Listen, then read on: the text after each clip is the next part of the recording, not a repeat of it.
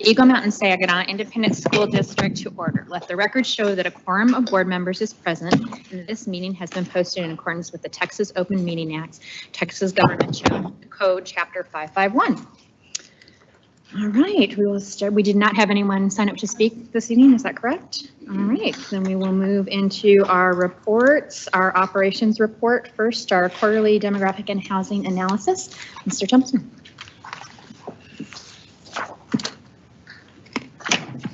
Good evening, Board President, members of the board.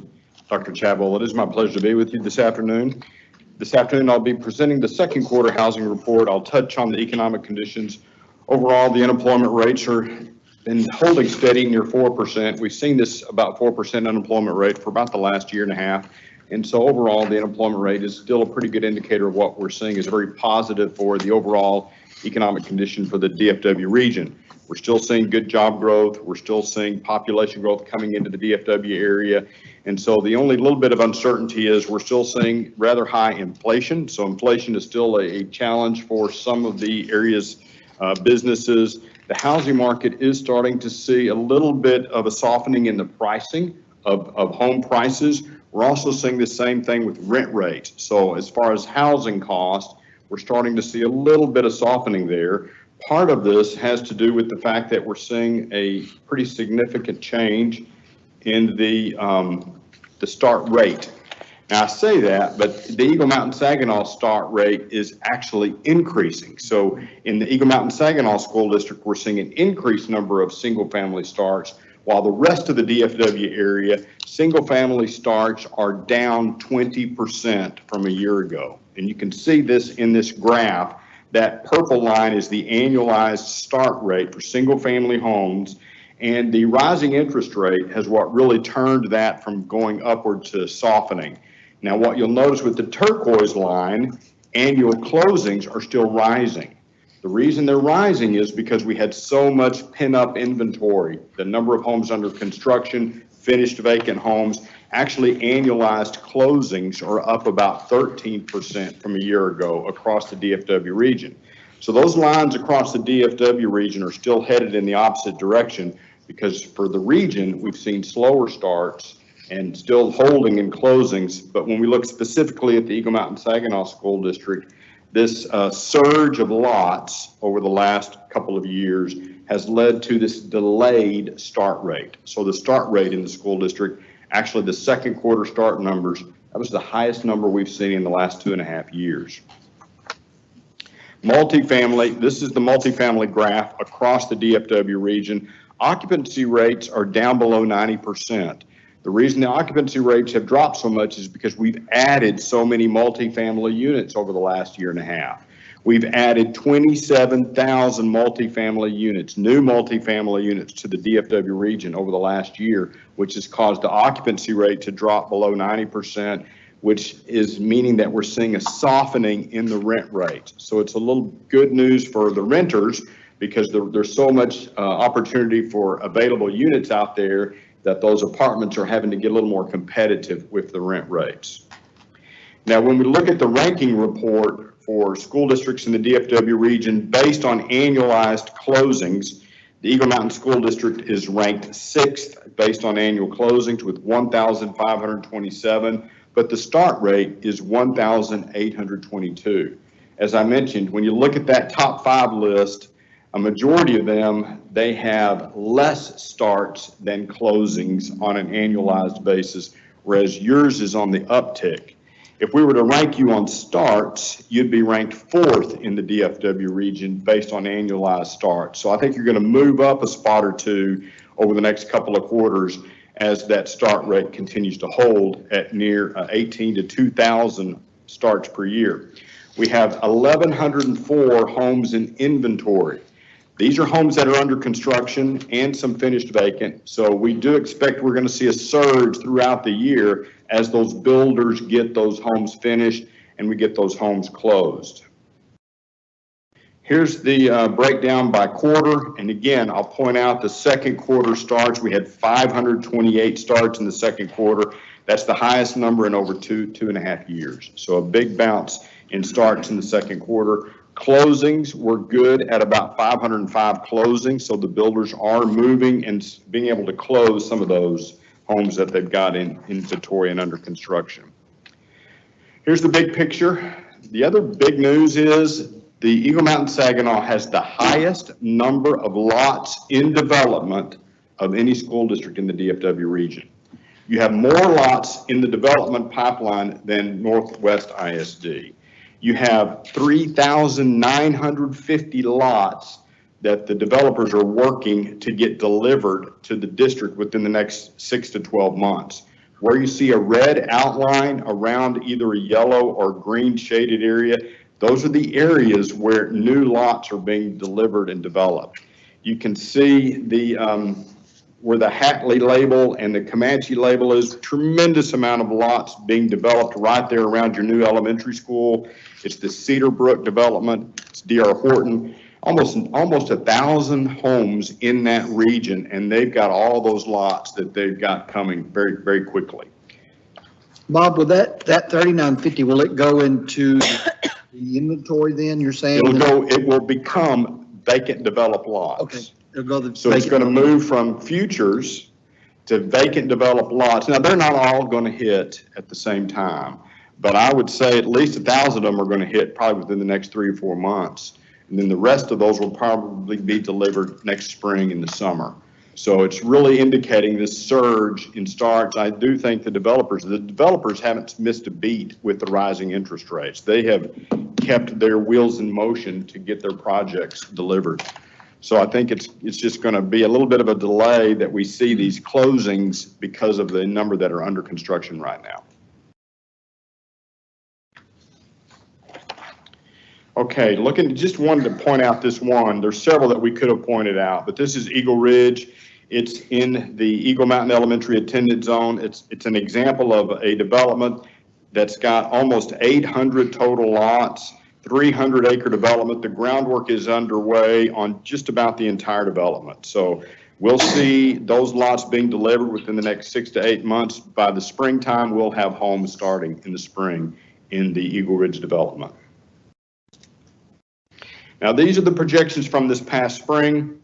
We typically will wait until after Labor Day, so we'll get about 2 to 3 weeks into the school, 2 to 3 weeks beyond Labor Day. So end of September is when we'll collect the enrollment data. We do expect your enrollment is going to grow pretty significantly through the fall months.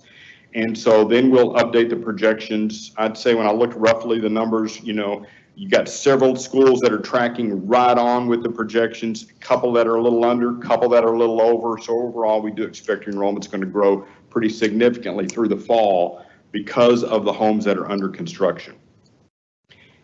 Of course, at the secondary level, you can see we've got the Wayside Middle School has the highest number of enrollment, and then the 2 high schools, it's Boswell High School and the Chisholm Trail High School that have the highest amount of enrollment. Of course, you've got a high school that'll be opening. That'll take the pressure off of these when we get those enrollment numbers settled later this year. Here's a general timeline for our year ahead for the work. As I mentioned, we'll wait until about the end of September to collect the enrollment, to update our software, and to begin building the enrollment projections. New enrollment projections will be ready toward the early part of October. That'll allow us to do any facility planning, and then we'll expect the 3rd report will be ready in November, and then 4th report will be ready in the 1st quarter in either February or late February for the 4th report, and the 1st quarter report will be ready in the summertime. Overall, we do expect that you're going to continue to see pretty strong enrollment growth through the year because of the homes that are under construction. And again, I'd say the takeaway for me is the development activity is so strong. Literally, it's the highest amount of vacant developed lots in development of any of the clients that we work with in the DFW region, even more than Northwest ISD. Any questions? Have you heard anything on the, up there, that it's the biggest yellow there, that's future? It was due to be right on, it's Bonds Ranch and then east, all that, east of Morris Dido. You know, it's just a, future. It's kind of holding, It from what is. I understand. And it's obviously a significant number of lots and. a very significant number. In my mind, it's one of those developments that's so large, it's just a matter of time. And as that growth, and you can kind of see the progression of the red outlines. The red outlines have started and now they're moving north and they're starting to move a little west. And so it's just a matter of time. But we've been watching Bonds Ranch. Bonds Ranch has been on the radar for over 10, 15 years. It's been in the discussions.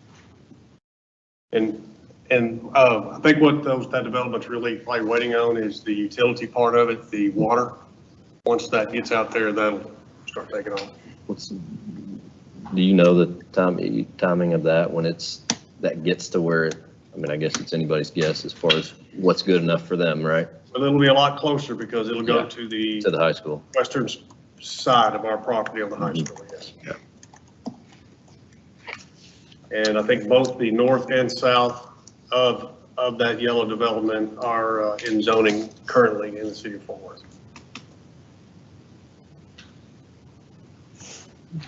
Well, if you think of any other questions, don't hesitate to send them on. All right, thank you. You're welcome. Okay, moving on to our construction update, Mr. Welch.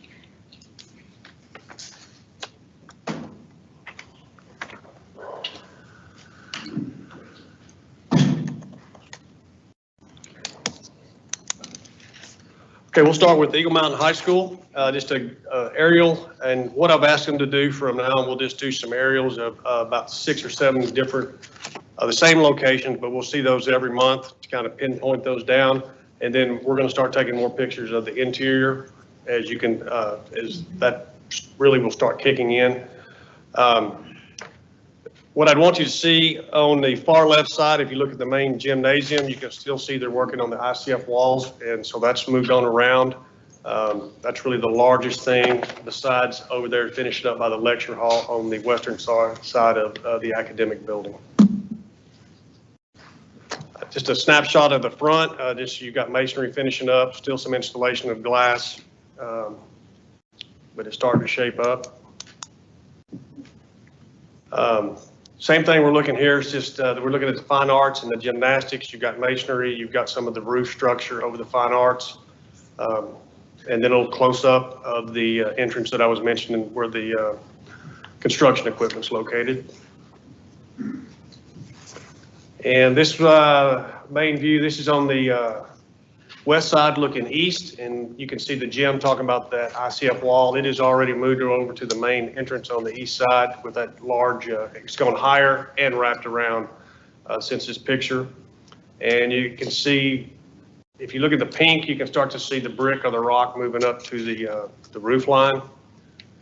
And on the far left, just more of the exterior glass. And the sky bridge is starting, it's what, probably 40% complete as far as its installation. Is that a retention pond there? It is a, yes, it is. How does it have any water in it? I'm just curious. Well, that is natural water. That's held water for years. It's the same pond that has been there. Yeah. Right. There's still water in it. So it is a retention pond, but it is actually, that's how we irrigate off-site. So our water goes into that, and that is our holding tank. That So makes a little more sense. that was a way, like at Saginaw High School, if you look at the back, you got this very, very large storage tank. Well, this is our storage tank, if you will. So it'll be at a pretty much constant level once it starts to get to that, where we need that water. Did that pond have a name? Do you know? Cattle Pond 5. Cattle pond? Where you saw the cow standing when it's 110. Yeah.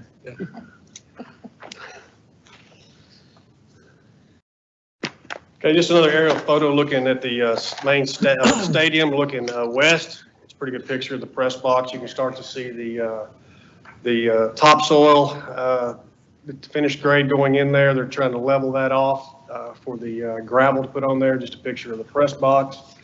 And then you've got a view on the west side of the indoor workout facility. No, that's not the west side, that's the east side. And that is actually the entrance to the athletic component. It's split level. And so the kids, when they walk in, you can't really see it, but they'll walk in on that second level, looking in down to the turf area.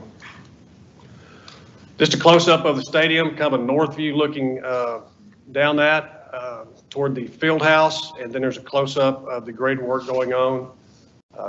Just a kind of a good way to track just the overall progress. You can also see that the scoreboard ironwork is in. It's a little bit different than, say, our other campuses where this one is centered. Typically, we have them on the toward the home side offset, but the distance from where they would be kicking to that is would require a pretty big kick to get there. So it's more centered up for viewing from the spectators in the center. So that's, and plus you've got the track that still has to go around that. So, but we'll be watching that to make sure it's far enough away. Okay, this one's a little bit different. The bottom left, you can start to see where they're putting in the road base. That's where the asphalt road will, temporary asphalt road will go. And so it'll go the length of our property, a little bit past that, and that's where the traffic will be diverted as they work onto our side and develop our 3 lanes that we will put in there. That we're paying for? Yes. And far right, that's just if you notice, they're getting pretty close to 287 with the water line, so it'll be just sitting there waiting for the City of Fort Worth water to come up. So we'll be ready when they get theirs up. And if you notice, they're working in 2 different places on that, on 287. You could see them up by the Bonds family home, and then you also see them by the maintenance facility. So they're kind of working from each end and kind of coming in. Yeah, any questions on Eagle Mountain High School? Okay. And got the final slide for Elizabeth Lopez Hatley Elementary. Just took a last photo of the front of it with the landscaping in and trees, and that was ready for the first day of school. Just have a few items there that we need to finish up, was the installation of the elevator and the playground equipment coming in. So we've got the ribbon cutting tomorrow night, so we'll be ready for that. Any questions? All right, thank you, Cleve. All right, let's move on to our education services report. We first have a science update. Mrs. Padilla and Mrs. Breezy.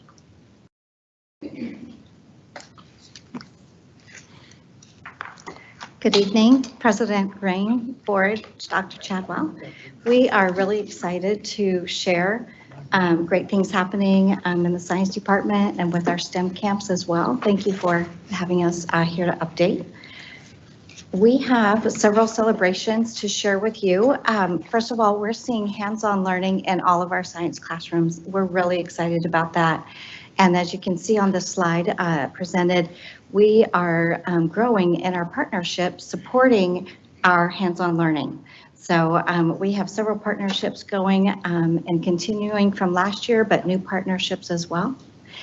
We also, this is just a snapshot of some of the district data showing the continued success of our some of our courses.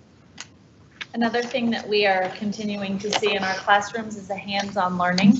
In that first picture, you'll see the little boy leaned over the magnifying lens looking at a soil sample, and then they're recording their data from that same investigation that occurred here in the Discovery Lab downstairs.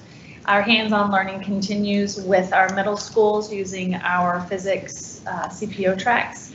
And then we have an investigation that we call, can you make an action figure jump higher? And that's their force and motion investigation. And then down at the bottom, we have a life cycles investigation that we do with our first graders across the district. Science and literacy continues to be a focus.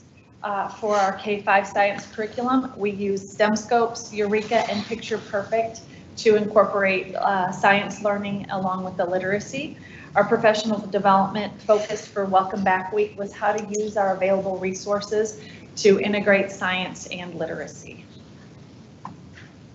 and science and literacy continues with the secondary courses, and we use our resources as well. Just a few of them are argument-driven inquiry, where you saw the students trying to launch the action figure the furthest. We also use misconception probes and claim evidence reasoning conclusions to build our literacy in the science classes. Our Discovery Lab learning and our outdoor learning area, this last year, our focus was on developing our pilot program, and that included elementary and secondary classes visiting, studying water, watershed, soil, life cycles, and we had 4th grade visit. We also had 8th grade visit. And then we also had astronomy, the astronomy classes and clubs from all 3 high schools.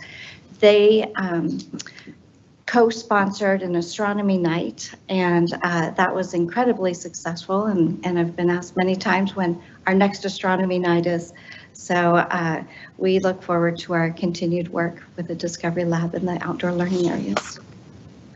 Our next step for science, we are focused on Proclamation 2024. We are currently building our timeline for the instructional material adoption, and we are creating our plan for our committees to review the instructional materials. And that also includes our work this year, digging deep into our 3-dimensional new standards, our TEKS, that we're very excited about. They include engineering processes, scientific processes, and recurring themes and concepts that are integrated into our new content TEKS. So we have a lot of work to do, but we're very excited. The new curriculum and the new materials will be implemented in next August 24. And then we will also be continuing working on building our STEM culture in the district. We had a lot of fun this summer. We had elementary STEM camp. All campuses in the district participated. There was student representation for the 2 weeks of STEM camp, and it was all led by Eagle Mountain Saginaw ISD teachers. We hosted 700 campers from all over the district, and they all got to benefit from our 21st Century Grant that was written to support the learning of students with coding and robotics. You can see them playing with the robot and the coding mats in those 2 pictures. And then our own IT department, Ricky Godey, came out and flew a drone for us so they could have a drone picture of themselves. With middle school STEM camp, we had students from all 6 of our middle schools represented again this year. This year's theme was global water supply. Those students had the challenge through the entire week to build a device to carry water from one side of a river to the other side of the river.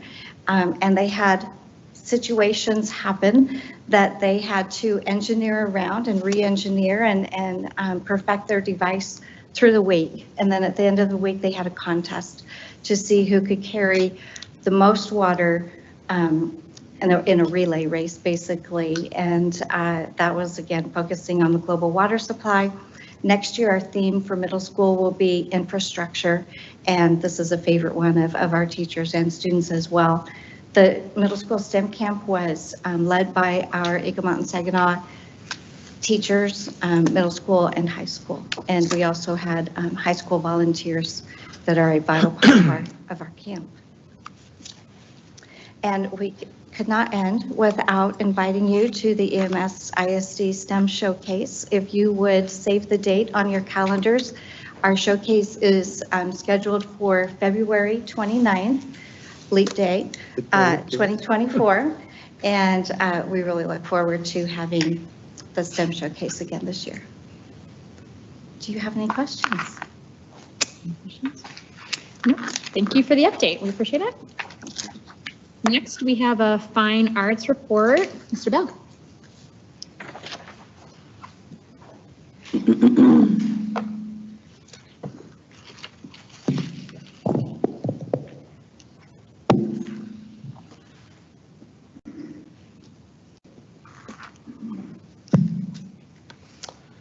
Good evening, President Ring, Dr. Chabel, members of the board. It's my honor and privilege to be here once again to give you an update on the previous year's activities in the wonderful world of fine arts, the State of the Arts Report for 2022-23. And this year we're starting off with the actual mission statement of the Fine Arts Department that was crafted, I believe, at the same time or immediately thereafter when the first Aspire strategic plan was created. So the mission of our fine arts is to provide an innovative performance-based curriculum designed to prepare all students to successfully reach their academic and creative potential in a diverse society while fostering a lifelong appreciation and involvement in the arts. I am proud and pleased to recognize in our department two indispensable ladies that assist me in all things fine arts, and they're here this evening. Ms. Carla Hardy, Assistant Director of Fine Arts, and Ms. Decca Gard, our Administrative Assistant, and they keep me on track and support in the all things possible. And I'd like to just thank you all for your support in allowing us to hire an Assistant Director of Fine Arts this past year, and how much of a positive that has made in terms of direct oversight, communication, and support of our programs. Note that we proudly serve and celebrate over 18,800 students every day in our district. You'll see here the district-wide events that we have throughout the year. And I would make note that you'll see in the background, these are pictures of our various student ensembles and fine arts groups throughout the year last year. So all these are relative to 2022-23. That's a picture from the Band Expo, isn't it? That is from the Band Expo, and that features all three marching bands at last year's event. And I have to give props to Ms. Carla Hardy for creating this wonderful PowerPoint, because if you ask me to put a picture behind something else, Mr. Daughtry, I'd have to call you for assistance. Yeah, I'm sure you would. Okay. I think Ron could help as well. Our fine arts academic performance targets that are tied directly to Aspire 2025. You'll see these 5 targets listed on the left under the key descriptor, and you'll see that while some of those hold steady or drop just a few percentage points, we also had gains, especially in retention of our secondary dance, secondary theater arts programs, and we created a baseline for our secondary visual arts programs going into this year. So typically, as you may know, secondary visual arts, that's where a lot of students gravitate to obtain and get their fine arts credit, especially if they are not innately interested in being in a performing arts organization for all 7 years of their secondary career, if you will, middle school and high school. But we are growing in the area of retention and focusing on that even in visual arts, where students often come in to take, for instance, Art 1, either in the 8th grade or the 9th grade to gain that high school fine arts credit. So I think our teachers are doing a great job of building relationships and keeping kids involved in the visual arts. You'll see here our secondary fine arts program enrollments from last year.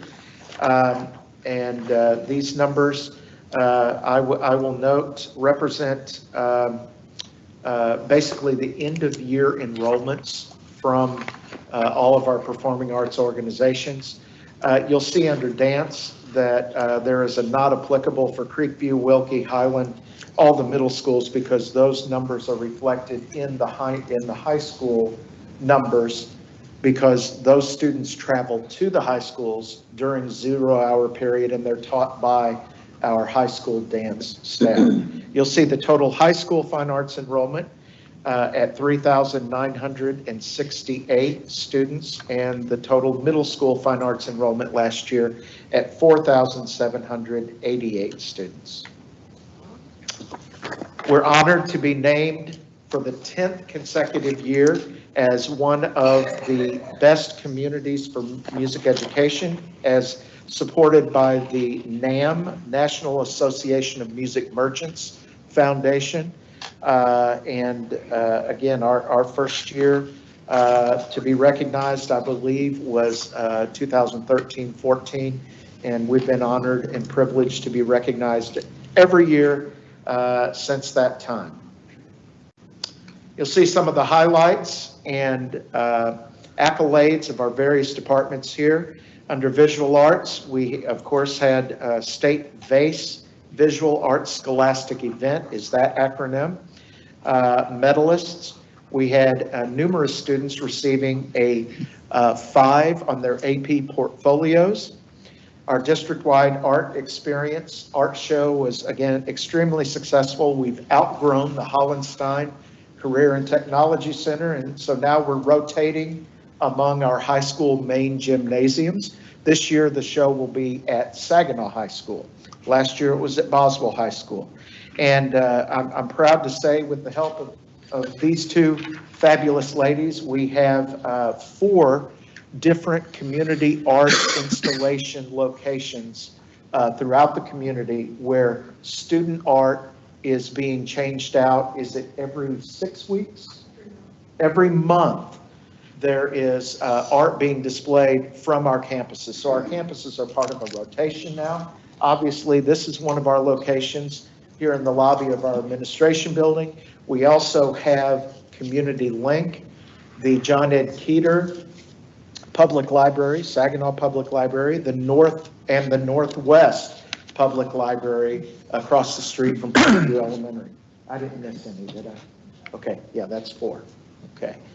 And our dance programs, obviously, they're very involved district-wide, community involvement, from everything from football games to the Train and Grain Festival. I got that right, didn't I, Megan? It's Yes, not you did. grain and train. It's train It's and grain. First, okay. Trains first. They continue to compete and be very successful in regional, state, and national contests, and being awarded as such. And then, of course, we have the District Dance Showcase annually, usually end of January, 1st of February. Our bands performed very well last year. All 3 high schools advanced from the UIL region marching contest to the area marching contest. We had numerous middle school and high school UIL sweepstakes and excellence ratings. Our middle school percussion ensemble Liftoff, as well as Boswell Pioneer Drumline and the CTHS percussion ensembles, as we recognized them at the end of last spring, performed incredibly well and were very successful in local and national competition. And of course, they are very active throughout the district and community. Our theater, successful musicals last year at all 3 high schools, 1-act play advancements, individual and company awards were awarded to numerous students and ensembles. Our middle school 1-act play festival, again, that's around the end of January, 1st of February at Boswell High School. And that was a very successful event, and we're looking forward to this year. And then our summer Broadway bound camp, our choir and theater teacher at Creekview Middle School, Jason Walker, does an incredible job of literally auditioning kids, rehearsing for about 6 days, and putting on a full-blown musical at the end of that time. And it's proven to be very successful and very popular. Our choir programs, secondary, middle school, high school, they also did very well in earning and achieving excellent and sweepstakes ratings in UIL concert and sight reading contests. We're growing and continuing to have very successful campus and cluster concerts. So the high school with their 2 respective middle school theaters very often combine for a concert presentation that's very, very popular. And then, of course, district-wide solo and ensemble contests and showcase. And then our elementary fine arts. We love our elementary choir festival that happens over 2 days each year in January, February. A lot going on in January, February, obviously. The art experience, our elementary fine arts students and programs participate in that, as well as those community art installations we talked about. And then, of course, their community partnerships through performing on their campuses and for various PTA programs. And our last slide is just a collage of some of our outstanding fine arts students doing their thing last year, along with one of our rock star board members who is enjoying in the bottom right-hand corner. I believe that's Dr. Tolbert at the art show. You gotta So, sit. Yes, yes. Her outfit is. It was quite, yeah, everything I've ever gone to has always been wonderful, so that was it. So that is our report. I would entertain any questions you might have. Any questions? No, thank you for the update. Thank you so much. All right, now we have new course proposals. Dr. Burns.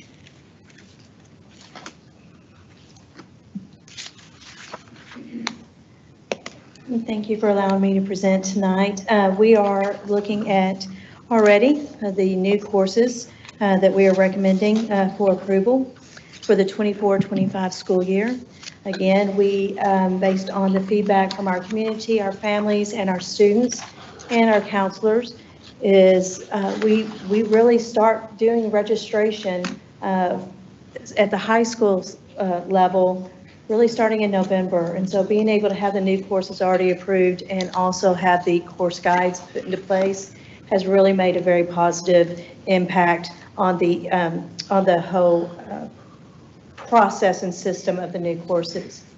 You're going to see this year that we're actually bringing quite a few. The first two, the applied academics and the general employability, those courses are a wonderful addition for students that, based on an art decision, would be able to participate in. We are also being able, hopefully with your approval, the design for theater, where now we just have that course as a level 1. This would bring in a level 2, 3, and 4. We have many students that have asked for this in the sense that they are not the ones that want to be out on the stage, but they're definitely the ones that want to get the stage prepared. And the skill set that our students have truly has been absolutely amazing. What you're going to find with the rest of these are our CTE courses. The reason why you are seeing more of these this time is because the state has come in and they have done an overhaul of many of our pathways. And so some of these courses, we have had already similar ones in place, but they have been changed a tad bit concerning the rigor, I would say, based on the course that's been approved for a pathway.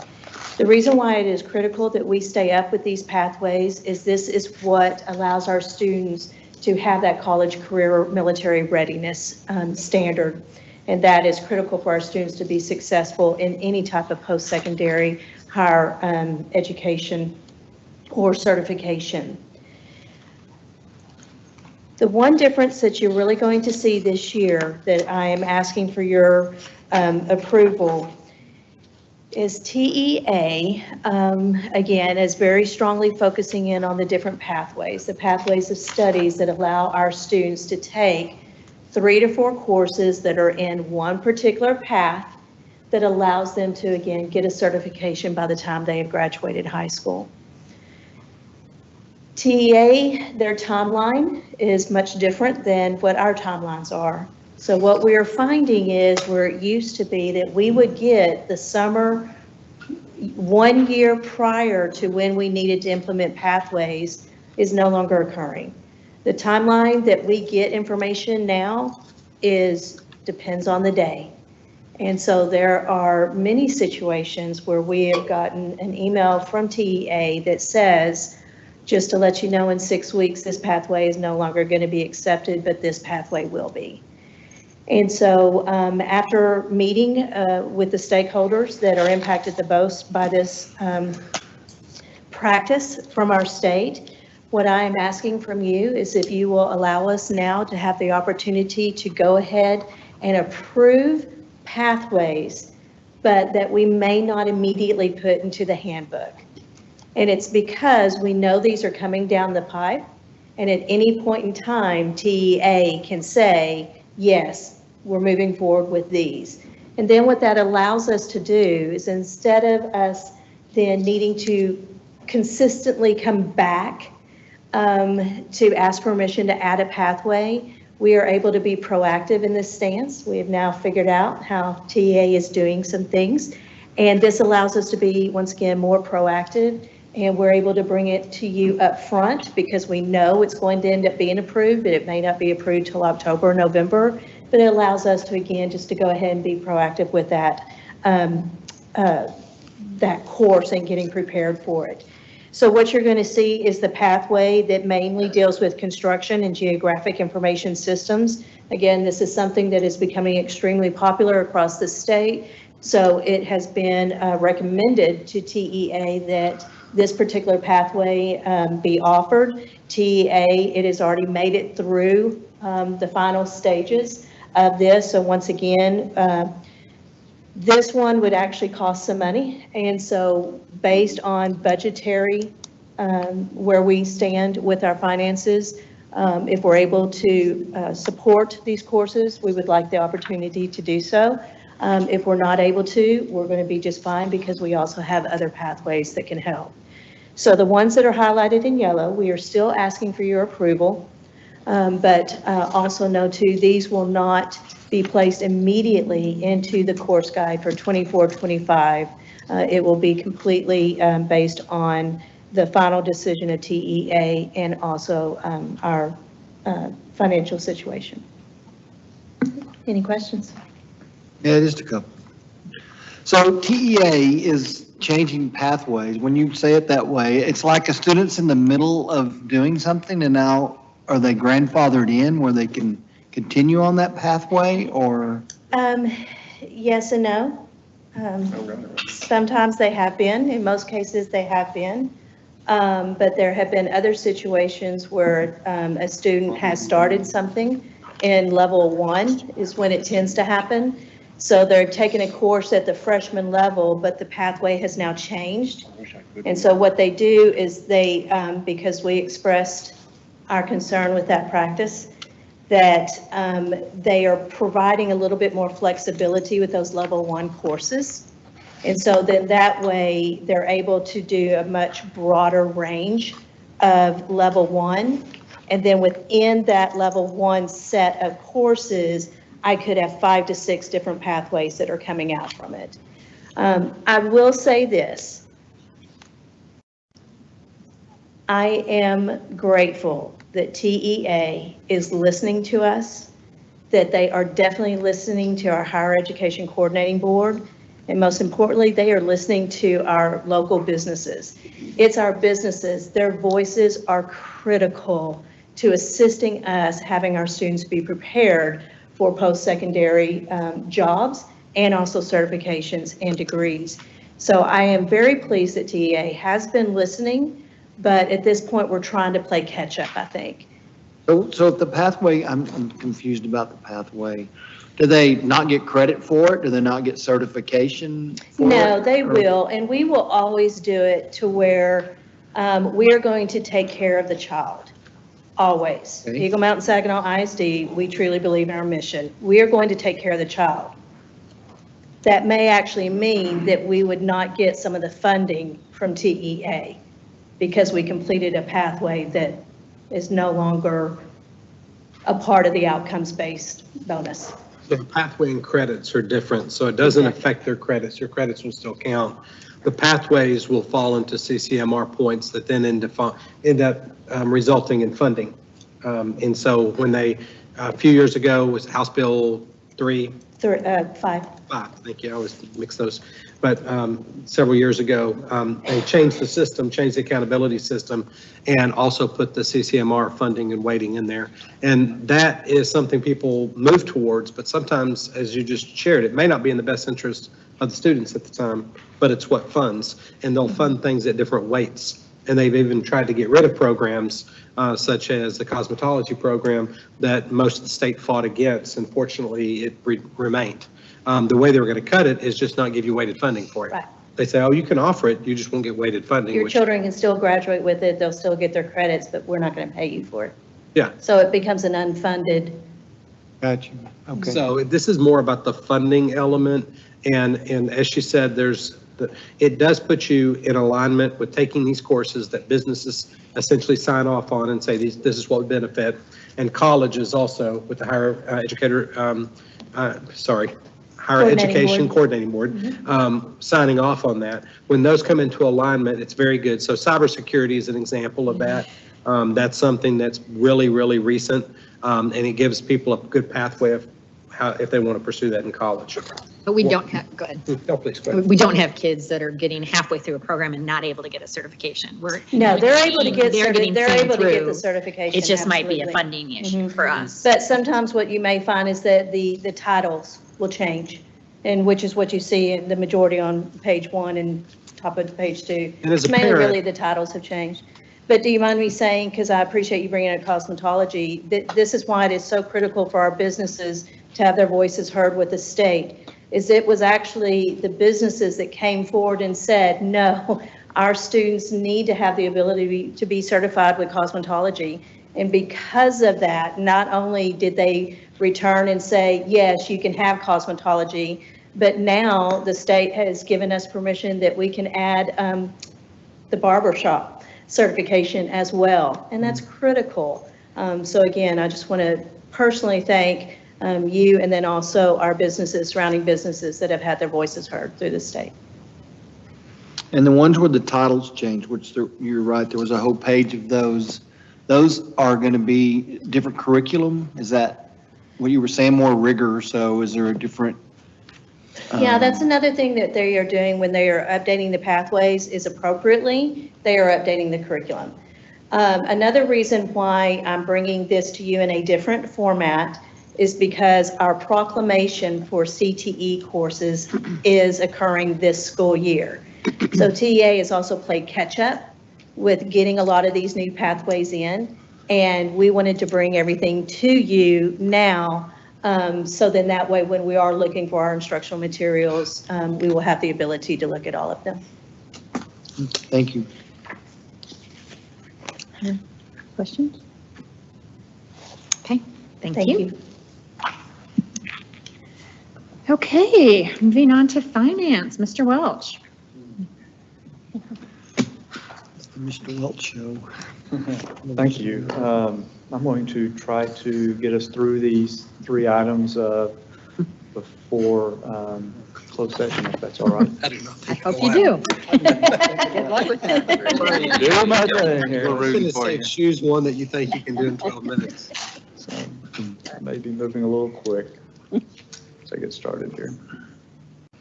All right. So appreciate the opportunity to be in front of you again, President Ring, trustees, Dr. Chadwell. So tonight we have our budget update, which is going to concentrate mainly on the proposed budget for the 2023-2024 school year. With that, just a quick look at our budget timeline, just going back. Y'all recall back January 10th, legislative session began. We got through May. Nothing happened with school finance in the way of a school finance bill. We immediately went into that budget workshop, worked through some the challenges of what we were going to see in this upcoming school year without any additional legislative action.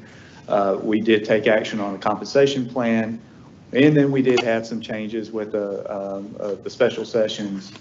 Second special session did bring us back with a few changes to our property tax setup. So here we are tonight, August 28th.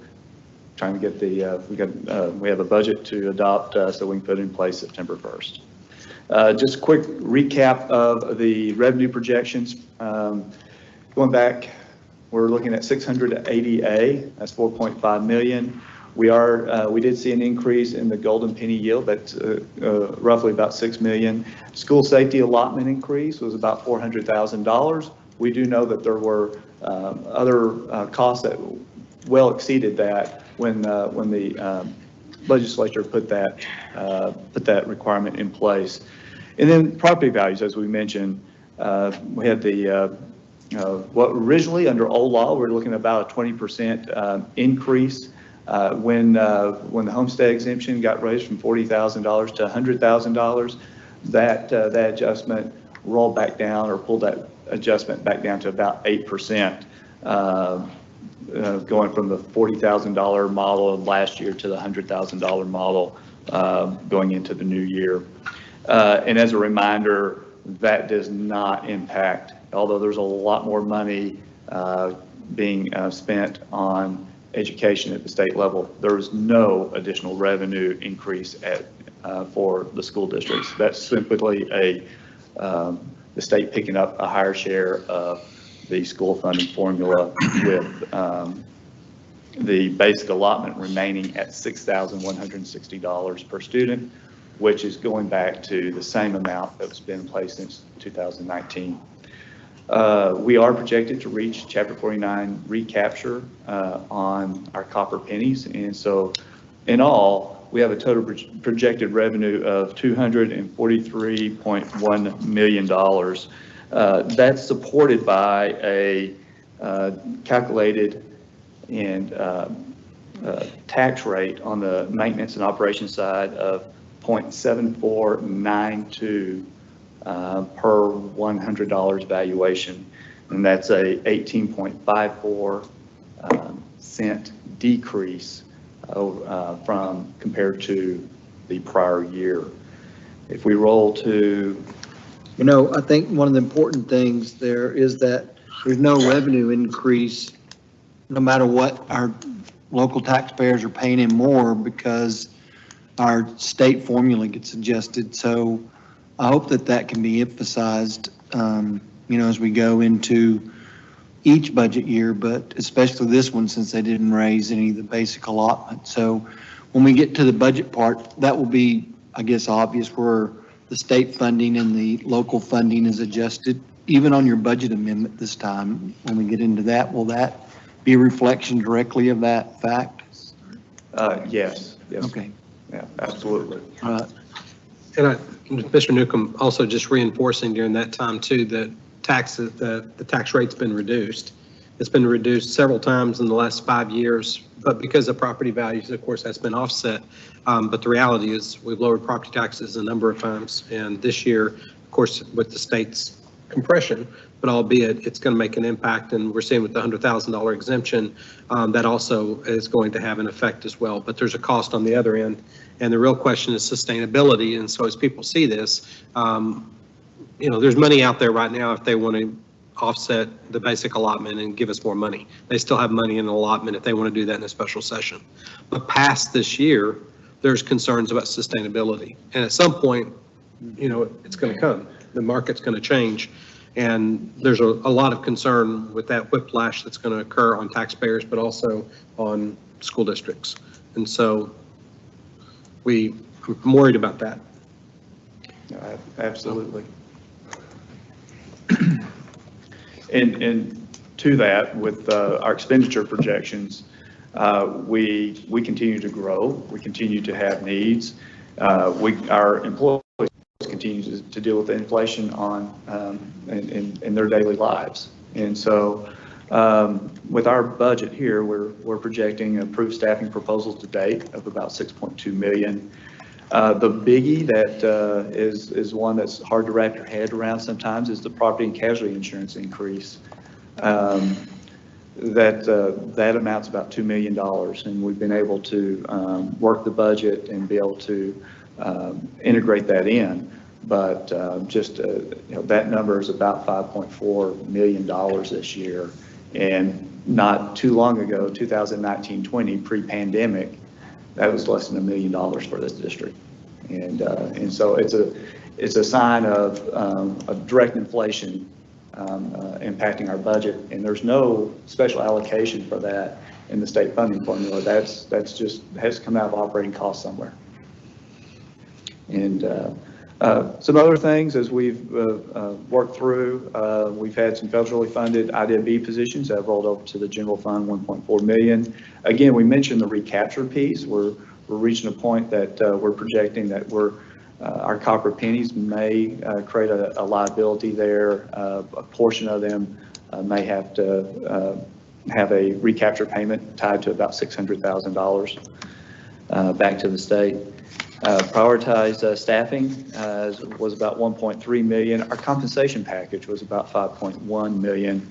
And then our district went to work this summer and found ways to implement savings from our staffing formulas as well as our department budgets to offset some of these significant increases that are difficult for the district to have any influence on, other than to just try to offset as much as we can. We were able to achieve about 7.7 million in savings in the budget.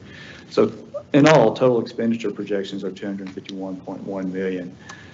Just again, recapping our compensation plan, and that we were able to provide, with the board's approval, a 3% on actual salaries for teachers, librarians, our auxiliary staff, campus support staff, and then other support staff, including counselors, nurses, special education, and you know, the list there of our other campus support staff and professionals.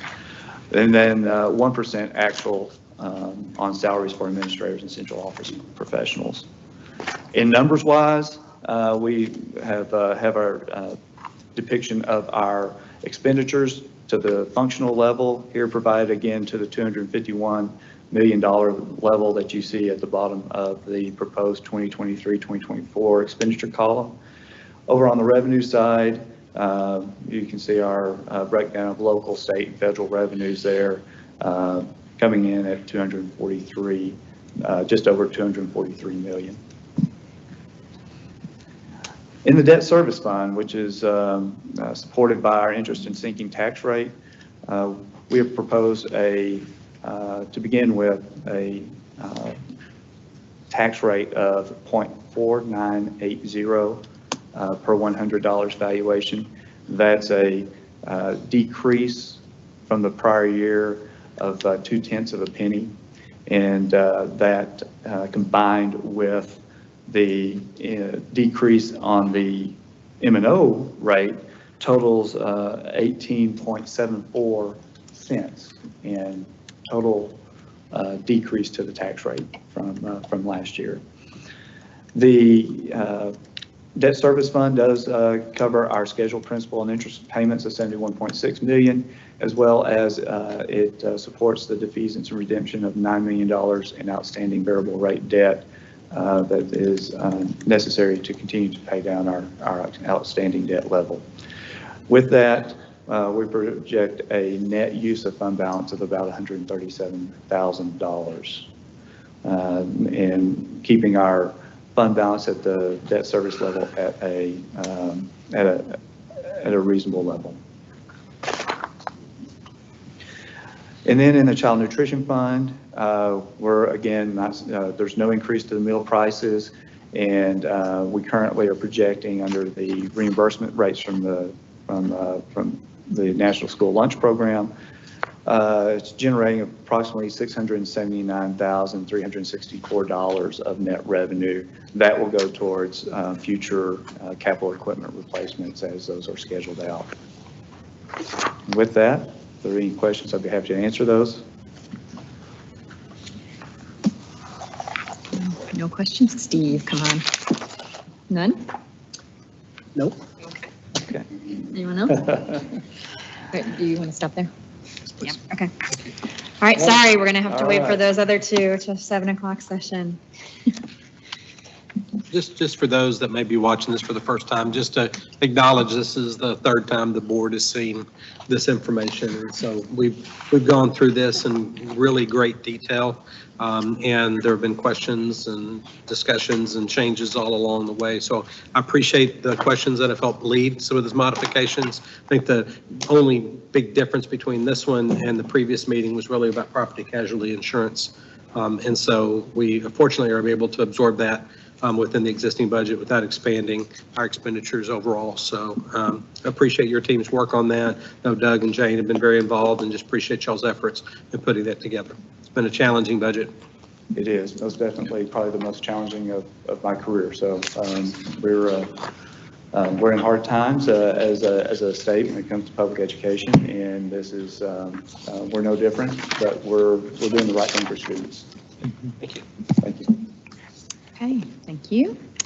It is currently 6 p.m. on August 28th, and the board will now recess for dinner and then reconvene in a closed meeting pursuant to the following sections of the Texas Open Meetings Act. Texas Government Code, Section 551.071, for the purpose of private consultation with the board's attorney. Section 551.072, for the purpose of deliberating purchase, exchange, lease, or value of real property. Section 551.074, for the purpose of deliberating the appointment, employment, reassignment duties, discipline, or dismissal of a public officer or employee, or to hear a complaint or charge against an officer or employee. And that also doesn't include a review of the superintendent's goals this evening. Section 551.076, for the purpose of deliberation regarding the deployment of specific occasions for implementation for security personnel or devices or security offices, and that does include a safety and security update this evening as well. And Section 551.0821, to discuss personally identifying information about a student.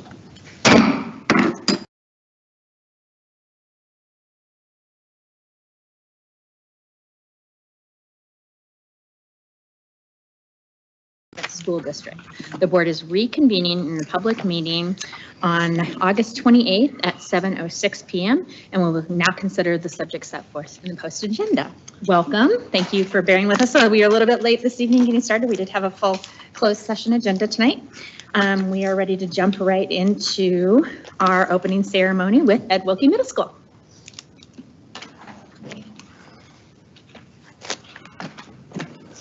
President Ring and Dr. Chadwell, thank you for having us.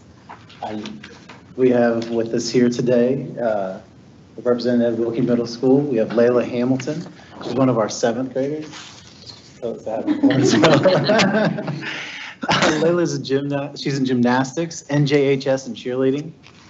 She loves all things water-related, snow skiing, and animals, and she plans to volunteer at the animal shelter after she turns 13. We have with us Brady Escamilla. I'm sorry, let me go back from Layla, I apologize. Miss Amanda Moore and Josh Hamilton are her parents. Mr. Brady Escamilla is here with his parents, Jose and Sarah Escamilla. He's an 8th grader. Brady's in varsity choir, NJHS student council, and plays baseball. His interests include baseball, but also chess, learning about history, spending time with friends, baking, camping, and 3D printing.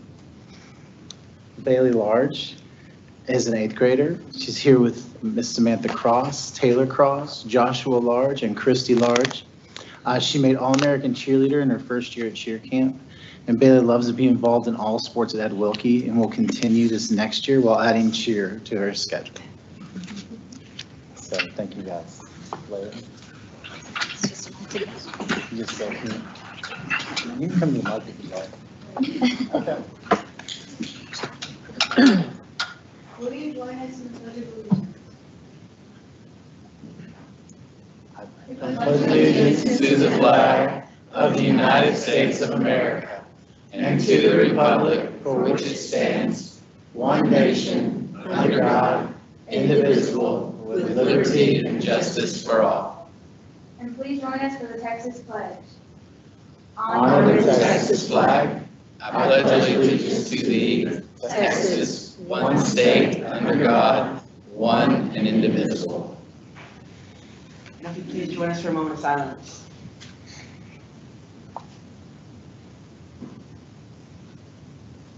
Thank you. Thank you.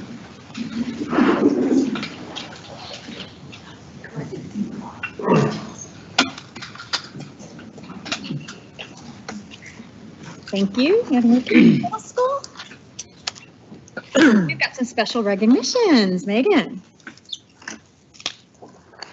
Hi, yes, good evening to the board. We do have two very special recognitions. For our first one, if I could ask Ms. Paula Harwell and Ms. Allie Surface to join me up here at the front. Come on. Wonderful. So we're here tonight to recognize Ms. Paula Harwell. She is an EMS ISD parent and volunteer for over 15 years at all levels throughout our school district. She has been selected as a 2023 Heroes for Children Award recipient for State Board of Education District 11. This is a prestigious award. Ms. Harwell is only one of 15 awardees statewide receiving this recognition for the outstanding services and valuable support she provides for the students and staff of EMS ISD. So I'm going to tell you just a little bit about those. During her time as a parent and a tireless volunteer in the district, she has served in many leadership roles, including as PTA president at Dozier, Council of PTA Presidents, PTO president, a facility planning committee co-chair, member of the Special Education Parent Advisory Council, numerous DPAC and CPAC committees, and as a volunteer with theater and cheerleading clubs and the EMS Education Foundation. She also serves as an advocate for students when there's not a parent or guardian available to attend ARD or IEP meetings. As the PTO president, Ms. Harwell's leadership and careful planning helped provide nearly $133,000 in scholarships for students. Ms. Harwell is a regular volunteer at her own children's campuses, but you won't just see her there. You will also find her all across the district, providing staff lunches and snacks to show appreciation. So we certainly think that Ms. Harwell is a hero for children. So did our superintendent, Dr. Chadwell, and Ms. Allie Surface. They nominated her for this role. So we are proud to recognize you as a true hero for children. You also will be honored on this coming Friday at the State Board of Education General Meeting in Austin. So Paula, thank you. Thank you all.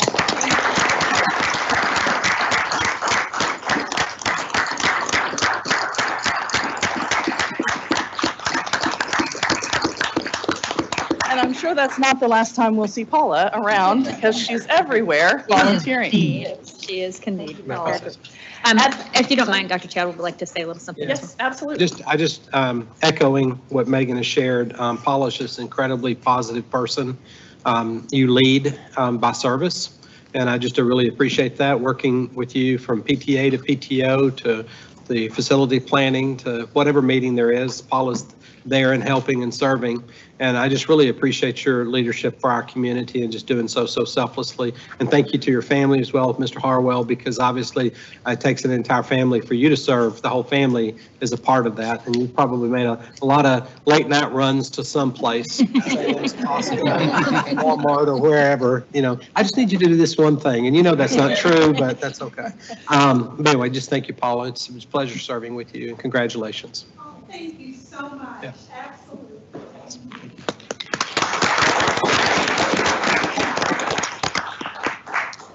We also are pleased tonight to have another special recognition, and for this, I would like to ask one of our guests this evening, Dr. Clyde Seelman from Region 11 Education Service Center, if he would come forward.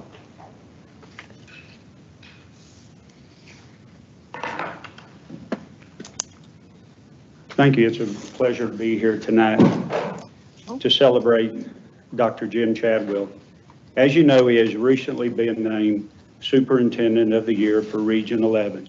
Region 11 covers 10 counties and 76 school districts.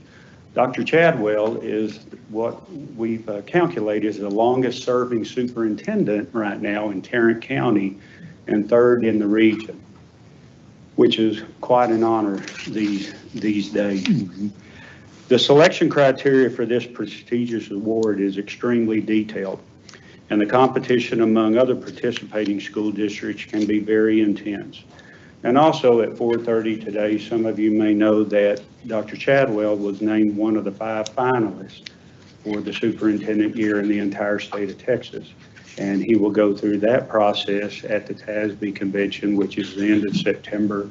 And then on Friday, September the 29th, the state winner will be identified at that time. And though not surprisingly, through this application, the school board submitted for Dr. Chadwell was very quite impressive. And the school board members who served on the selection committee unanimously agreed that he should represent Region 11 for this prestigious award. As you recall in the application highlights, the following performance areas: leadership, management, and school climate, school board superintendent relationships, school improvement and instructional leadership, physical management, and school community relationships. In addition to those performance areas, the board was also asked why the chief administrator should be selected as superintendent of the year. And your basic answer was that he's an excellent leader who inspires others through the compassionate and caring nature of his leadership. Leading with compassion is vital to creating conditions where others can excel, work together as a team, and feel a wonderful sense of belonging. And it is evident that Dr. Chadwell has created such an environment here at Eagle Mountain Saginaw. So on behalf of Region 11 and our board of directors, we want to honor and congratulate Dr. Jim Chadwell for this award.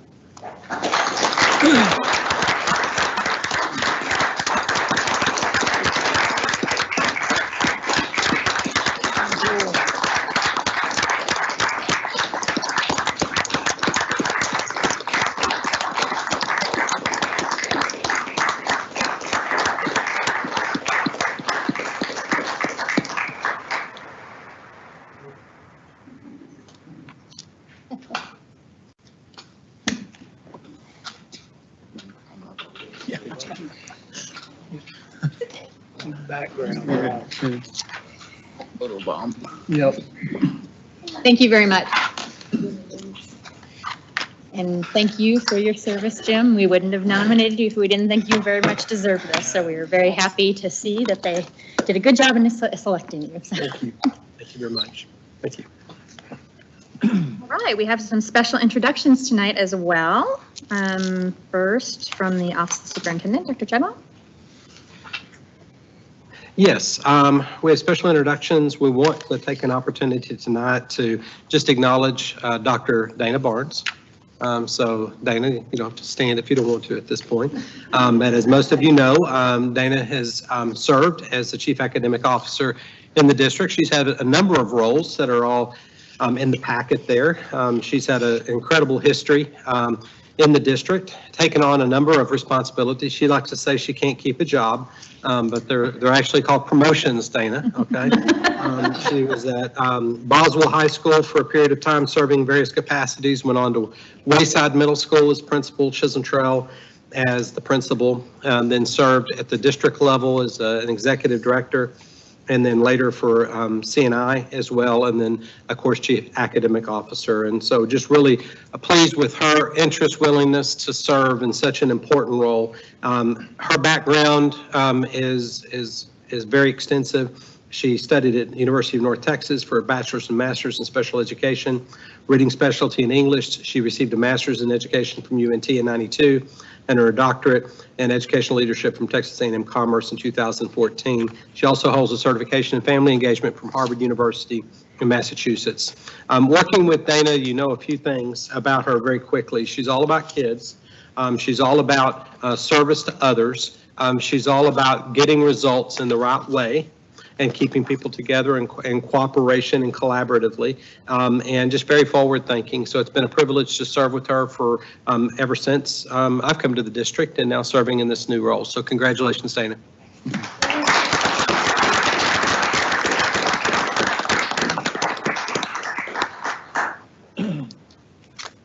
All right, we have another one from the Operations Department, Mr. Welch.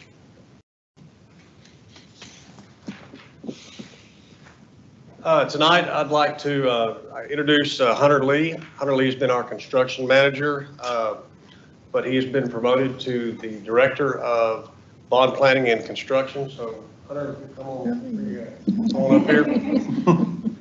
Got to know Hunter. He is, well, before that, he was at Louisiana Tech. He's a local graduate high school, Flower Mound. Probably the most impressive thing, and one of the things to know about Hunter is he was a walk-on football athlete at Louisiana Tech, but he earned his scholarship. And so he also graduated with industrial engineering while there. And then he moved into Poe Construction, where I got to know him at Marine Creek, and he survived that. And then when we had the opportunity, there was an opening, and he decided to join our team, and we're glad he's done that. And he's done an excellent job, and he's proved himself every day for the school district.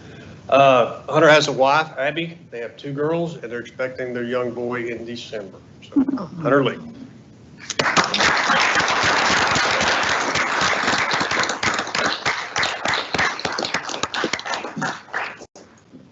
And Education Services Department?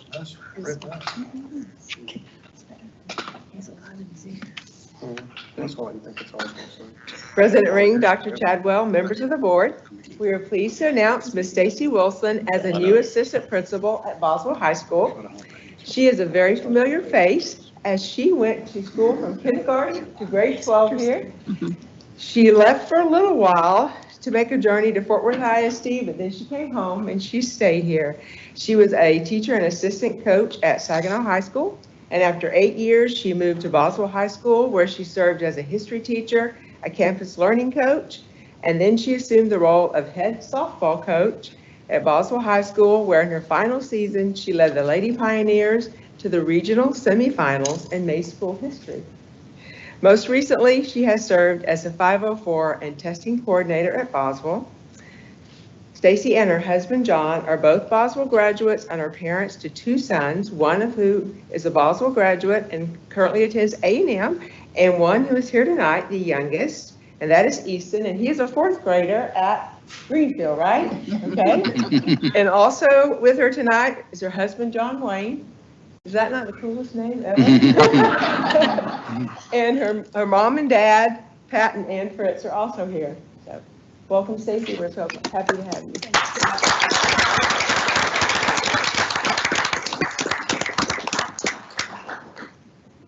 All right, and we have one last one, Dr. Hughes.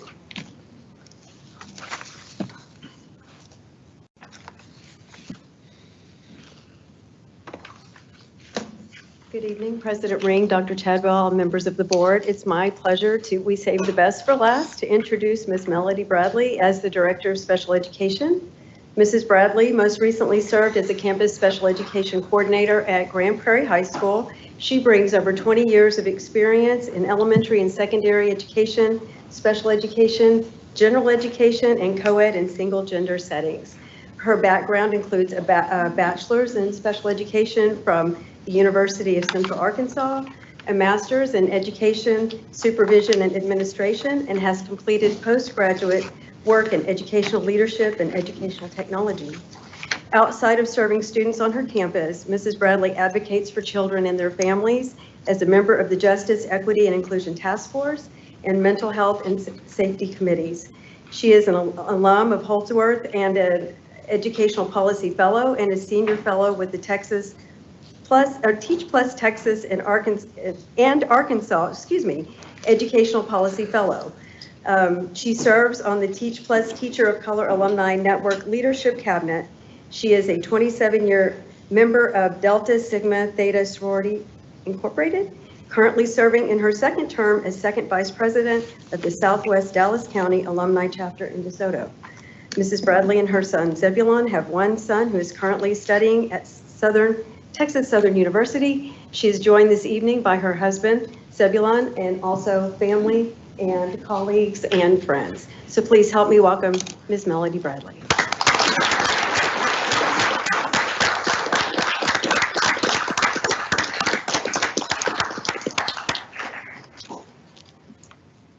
Okay, that concludes our opening festivities. So if that's what you were here for, now is a good time to sneak out while we go back and finish the reports of the superintendent that we did not finish from the 5 o'clock session.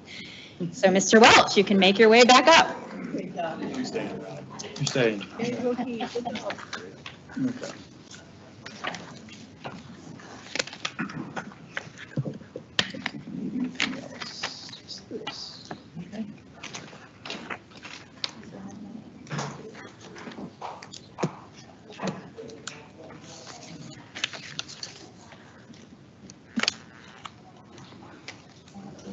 The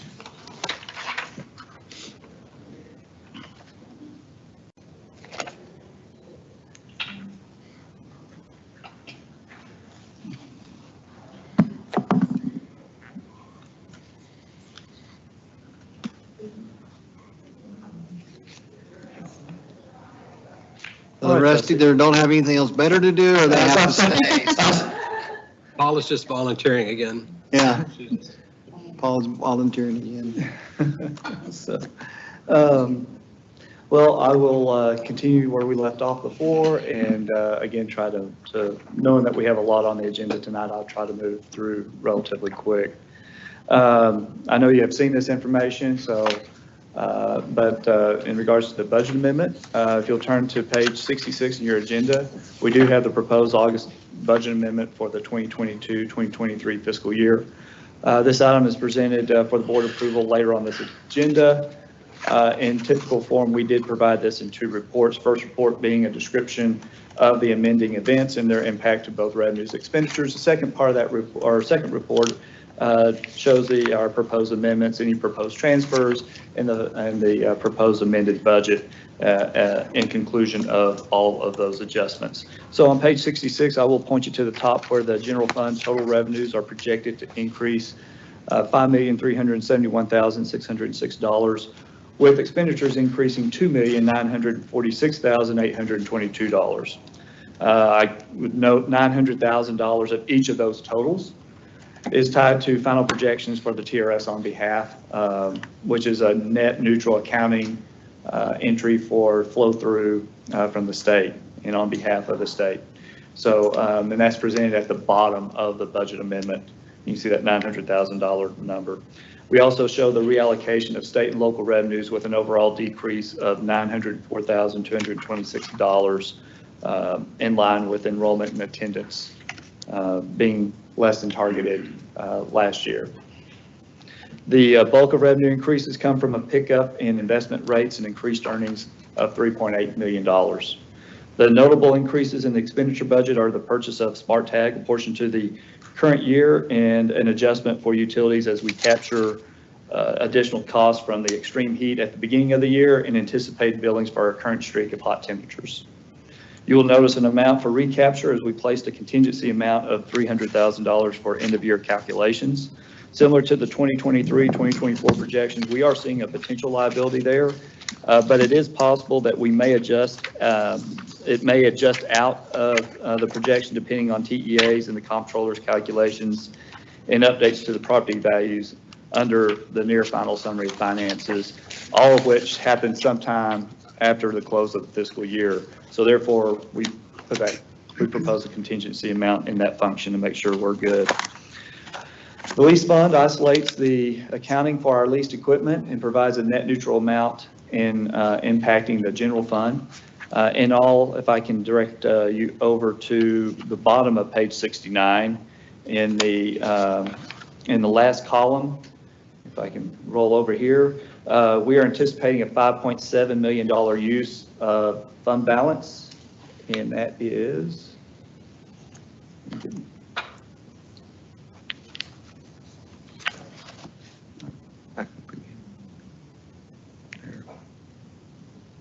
right there. And which is, I'll remind you, is in line with our projected balance at the beginning of the year. Now, going back to page 68, the Child Nutrition Fund, I'll just quickly note that the increases, we're showing an increase of revenue of $1,355,118 and accompanying expenses of $140,000. And again, if we go back and look over at the middle of page 71,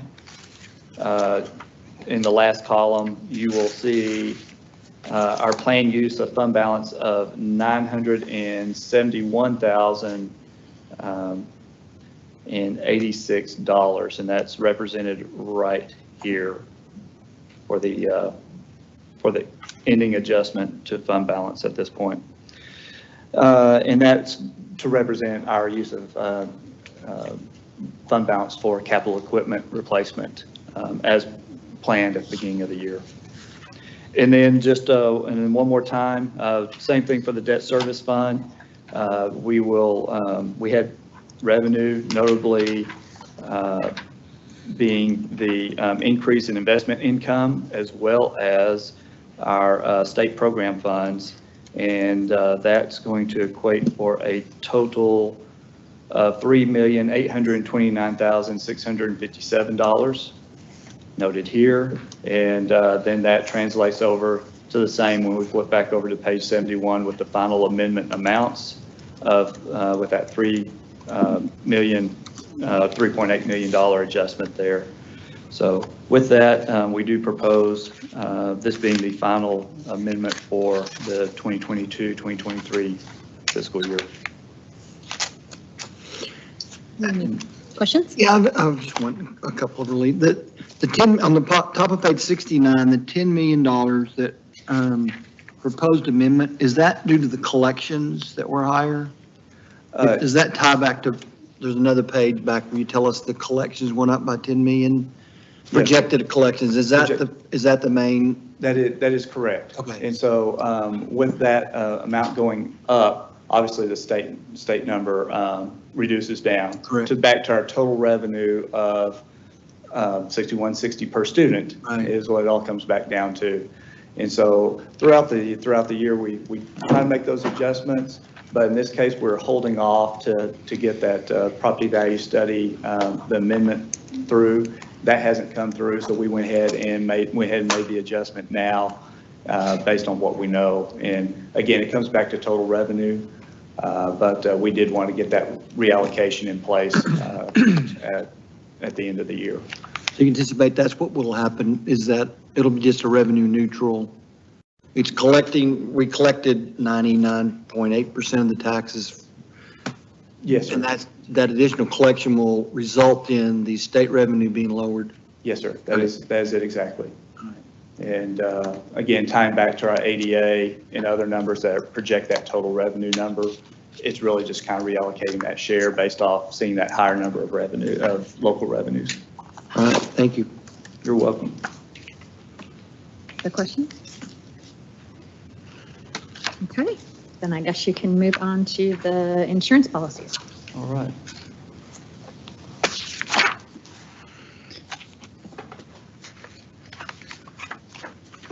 As I alluded to earlier in our budget update, we have been working diligently on our property and casualty insurance. Our current, and the market has changed where that's not something that can happen while there's a lot of prep work and everything else earlier in the year in bringing that through.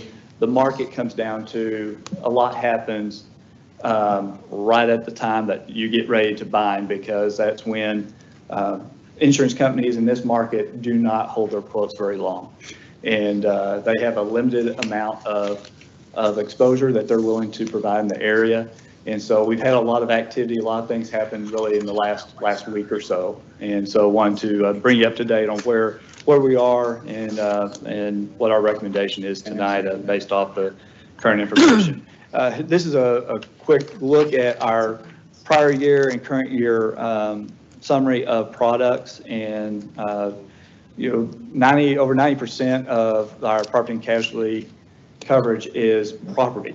The rest is the liability piece, and obviously as part of our risk management program, we have various products to cover our concerns or potential liabilities in our operations. So with that, as we've seen increases in our staffing as well as our number of students, that elevates what tends to be our liability coverages, other than property.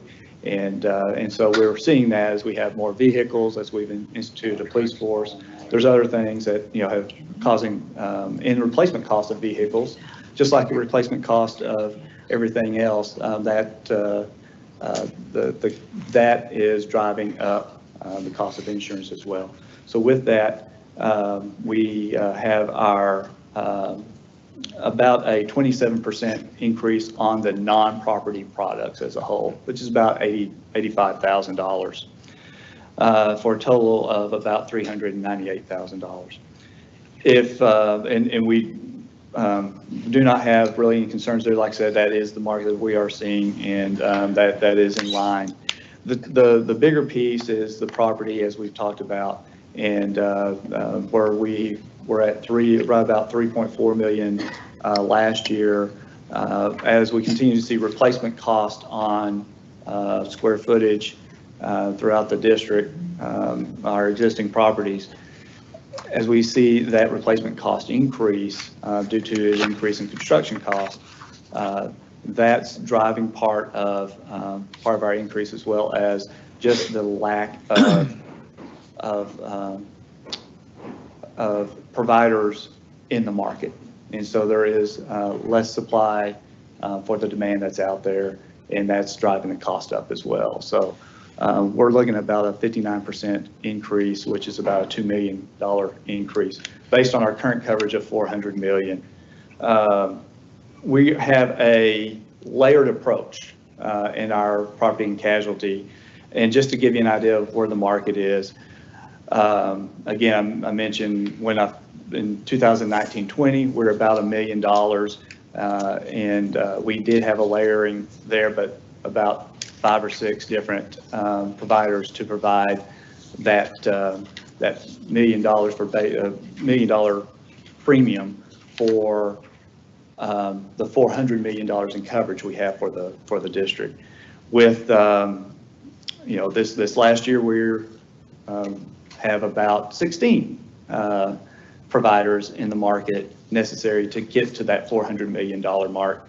And now this year, we're at 28 providers as it stands right now.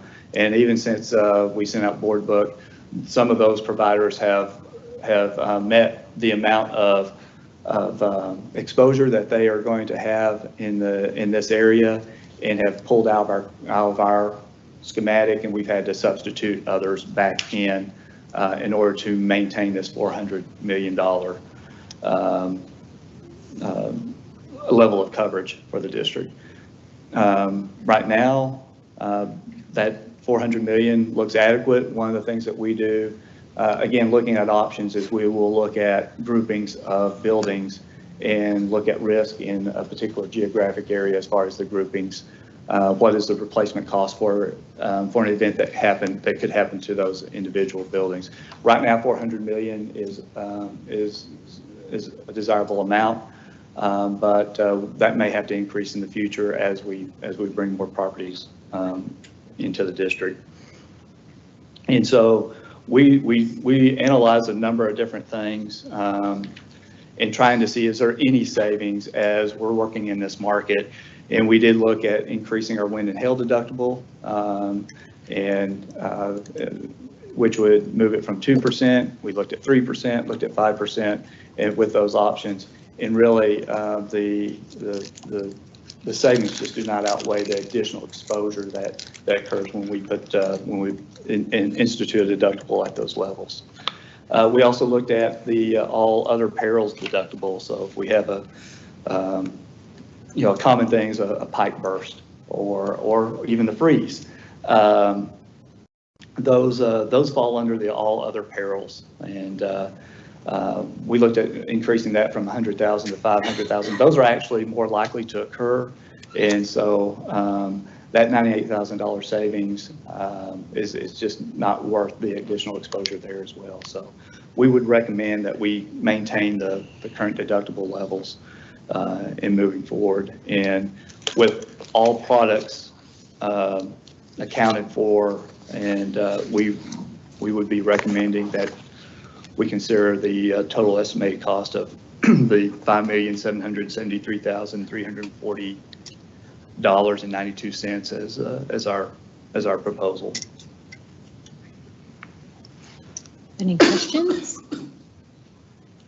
We need to spread out the building of the schools so that there's not so much risk in one area, or? I mean, when you say you're looking at it at pods, is that part of it? That's part of the equation, is looking at concentration and the potential of something happening to multiple campuses at once. And so we do analyze that to see if that makes, if there if there's a chance to come off of that $400 or $400 million coverage, if that's adequate.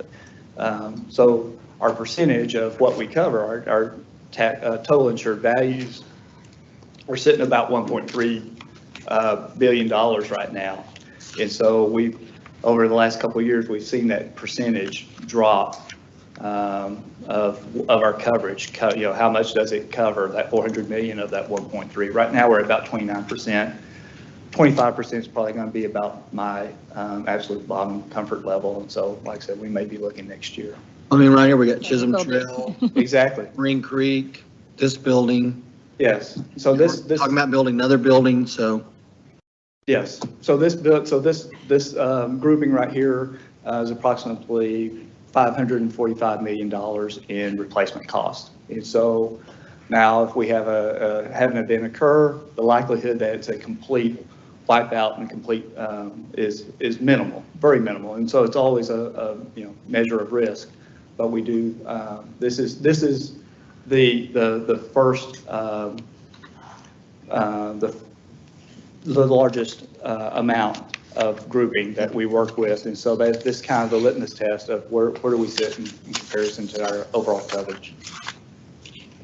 And we've done benchmarking, right, with other districts. I mean, everybody's seen these because these are crazy. Oh, absolutely. And this is exactly, I was on a CFO call, roundtable call. We share details and work through some of the things that we're seeing last week. And we're all seeing about 60% increase this year. And it's all significant. In fact, and they're all dealing with the same thing, layers of coverage. Any other questions? Okay. All right, I think that wraps up our reports from the earlier session, so we can move into our action items. Our first action item on the agenda tonight is to act on the recommendation of the 2022-2023 Board Naming Committee. I believe Marilyn was going to speak. Yes. So members of the Board Naming Committee are Mr. Tim Daughtry, myself, and Mr. William Bowes. And we have the distinct honor to visit and look at opportunities for board naming opportunities for different areas of the school district. And we are pleased to let y'all know, or let everyone know, that the Discovery Labs, there's 2 Discovery Labs, one on each side, and we have are going to provide you with 2 different naming opportunities. So on one side will be the David Prince Discovery Lab. David Prince, just for those of you that know him already, but for those of you that don't know him as well, he began working for Eagle Mountain Saginaw ISD in 1980 as a 6th grade science teacher at Wayside Middle School. During his tenure, he has served generations of students in 6th, 4th, and 5th grades. David is now in his 44th year of teaching science in EMS ISD. The names David Prince and Camp Goddard are synonymous throughout the district and community. He was one of 7 teachers who made the inaugural week-long trip with 6th grade students to the outdoor science camp in Sulphur, Oklahoma in 1983. He continues to take students each year and supports other leaders from middle schools around EMS ISD. Prince was on the original curriculum writing team for the Camp Goddard experience and has continued to rewrite and update the curriculum to align with new standards and expectations for students today. If you know him, you know that he loves teaching, but his passion is people, especially his students, and it shows in the way he teaches, prepares lessons, builds relationships, and supports his middle schoolers in and out of the classroom. Even in year 44, he continues to evaluate and look for ways to be better for his students, his campus, and his district.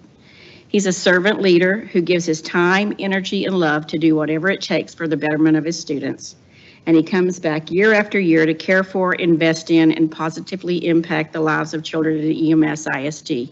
So it is our privilege to recommend that the board name the David Prince Discovery Lab.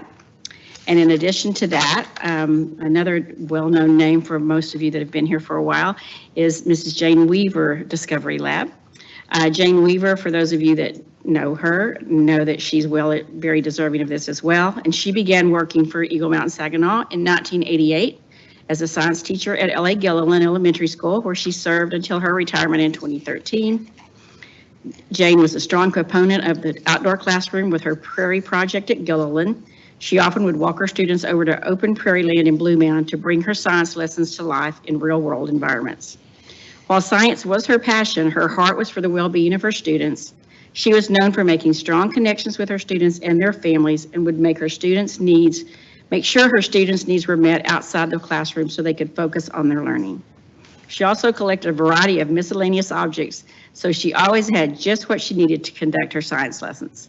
Her engaging teaching style, coupled with her care and concern for her students and their families, created the conditions for even the most struggling students to find success in their science classes. Science scores rose significantly, and parent engagement increased during her 25-year tenure. Through her passion for teaching and learning and love for helping children succeed, Jane Weaver had a significant impact on the lives of many EMS ISD students.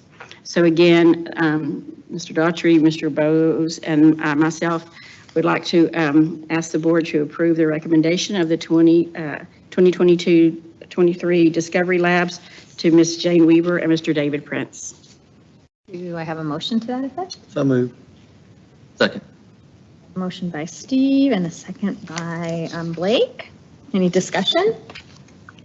Yes. Okay. I had Mr. Prince in 6th grade when I had moved back from a stint of being away from Texas and Montana, and our youngest son now is in Mr. Prince's class at Wayside, so he's been doing it for a while. Great job. Any other? All right, all those in favor? Any opposed? And there are none. Motion carries 6-0. And thank you to our members of the naming committee to help us with that. Well, they have no idea, I was gonna and so say, do they know? Megan's going to make phone calls really quickly unless somebody in the audience sure they're already has already tweeting it blown out. or somebody watched online, but anyway, we're going to try to beat them to it. Okay, next up on the agenda, we have considering endorsing a candidate for the TASB Board of Directors, position 11C. Madam President, I have looked over the candidates, and having served on the TASB board, I would like to recommend that we endorse Justin Chapa from Arlington ISD, and I make that in the form of the motion for position 11C. Second. All right, I have a motion by Steve and a second by Marilyn. Is there any discussion? Seeing none, all those in favor? Any opposed? And there are none. Motion carries 7-0. Yeah. Okay, next, we are going to conduct a public meeting to discuss the budget and proposed tax rate. So, Mr. Welch, and I've got a little formal piece I have to read here. At this time, on behalf of the Eagle Mountain Saginaw ISD, I declare an open meeting to discuss the budget and proposed tax rate. Very well, and I will present real quick. And again, President Ring, members of the Board of Trustees, Dr. Chadwell. We have presented information regarding the proposed budget obviously in an earlier report. And this info is tonight as part of the public meeting is a short recap of multiple meetings on behalf of the board in preparing the budget.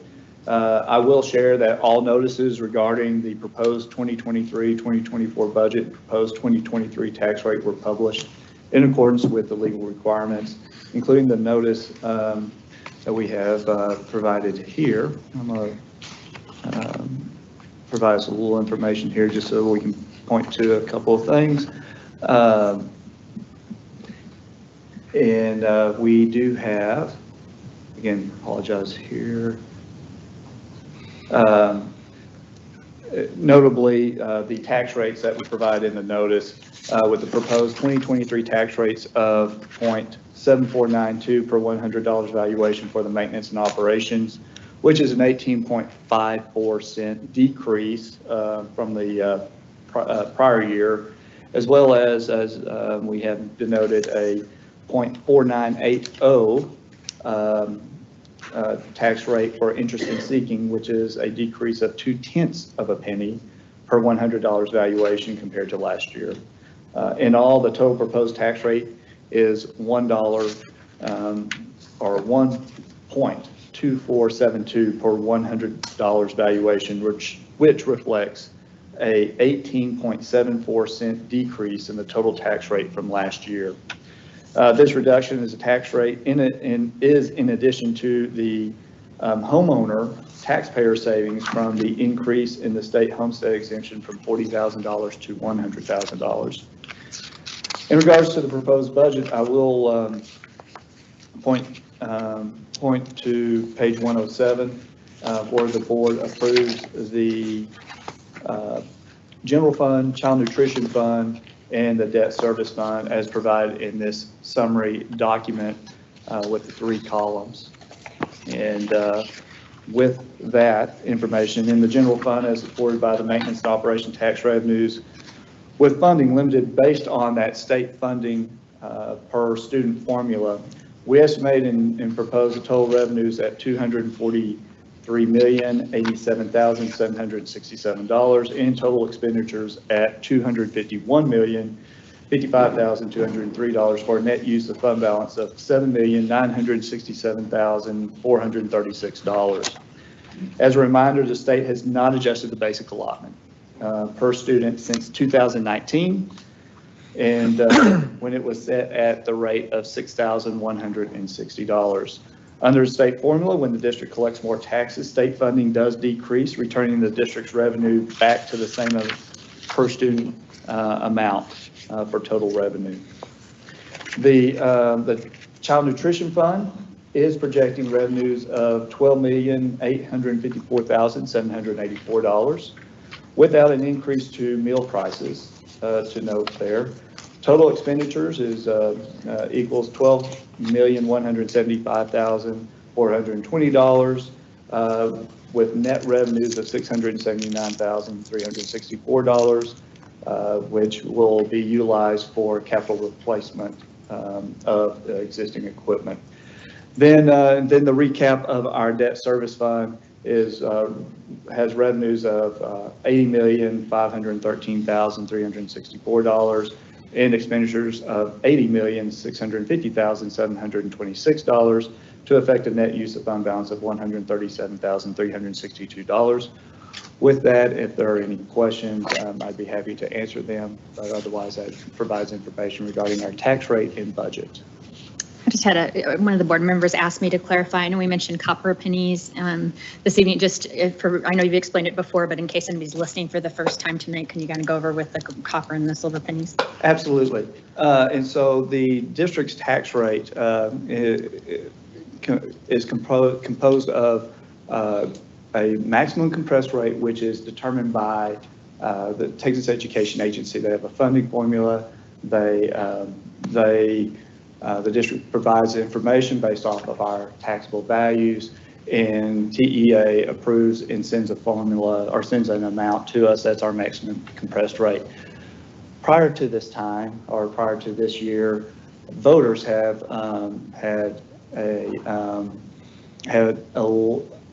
elected, or through an election, approved a local tax rate that is currently, it's been compressed. It originally was 17 additional cents. Now it's down to 13 additional cents of local discretion through prior legislation. Our local approved pennies of 17 cents are now 13 cents.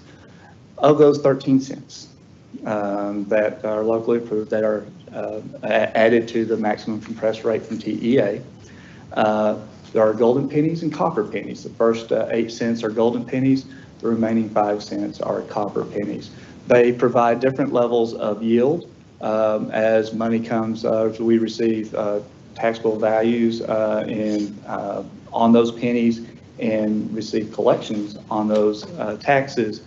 The state funding formula then will provide some level of guaranteed yield, and with that, on the copper pennies, that guaranteed yield, we exceed that amount per penny that it generates, and that's because our growth. We have seen growth in our property values, and as it relates to per student. So we're growing. Our property values are growing a little bit more than at a higher ratio than our student growth.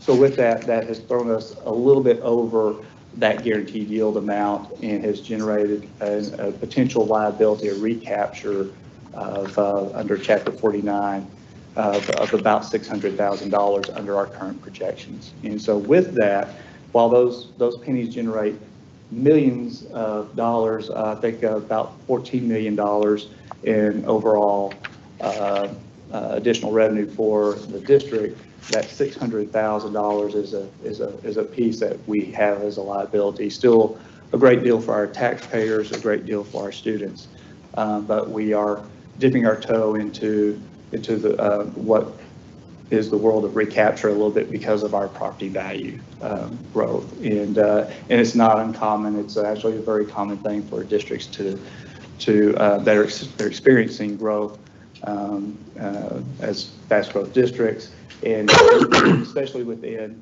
the DFW Metroplex, a lot of us will see a small recapture liability, and we're dipping our toe into that now. If that's hopefully. But Mr. Welch, would it be accurate to say that those dollars that are recaptured are coming from local taxpayers that go back to the state? That is absolutely. For them to use as they wish? Yes, sir. That is exactly what will happen, is that will go back to the state and becomes part of the overall state coffers for public ed. And so that will get redistributed to other districts. And this is part of the challenge that we've talked about so many times. They give us control over it. We would be able to retain those dollars and wouldn't have to give local funds back to the state.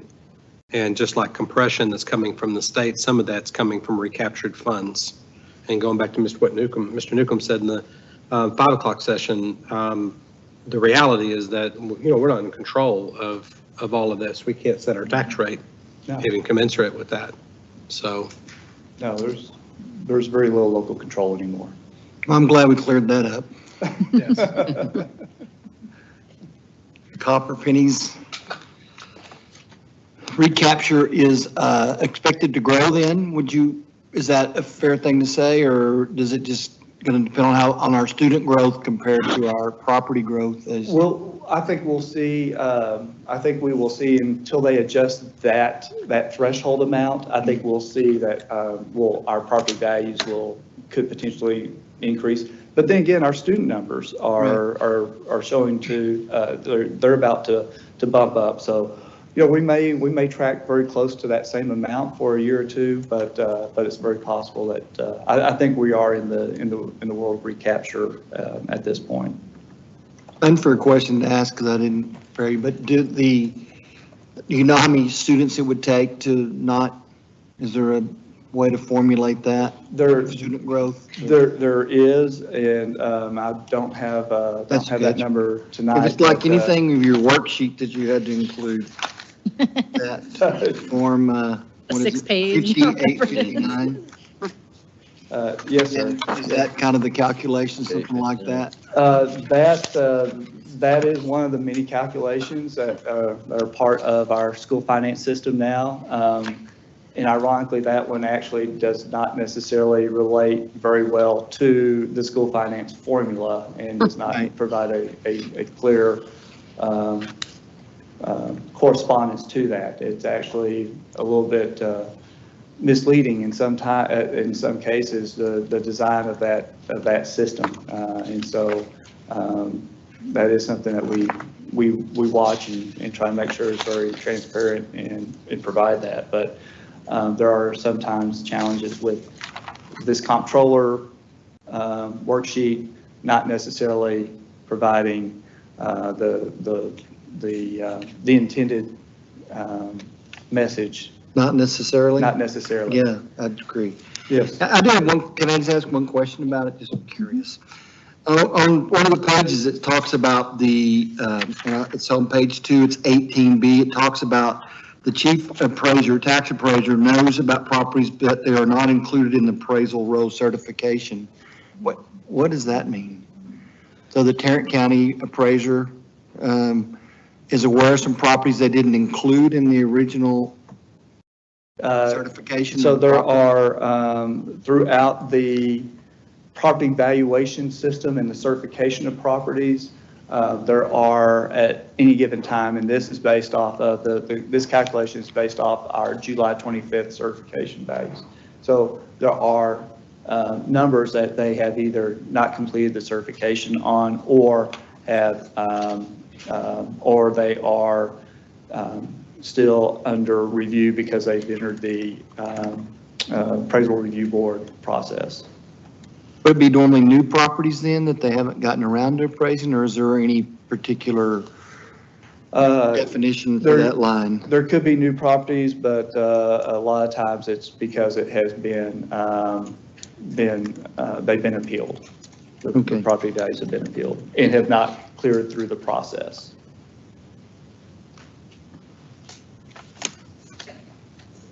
And so there's usually an estimate that is provided on what those properties will generate.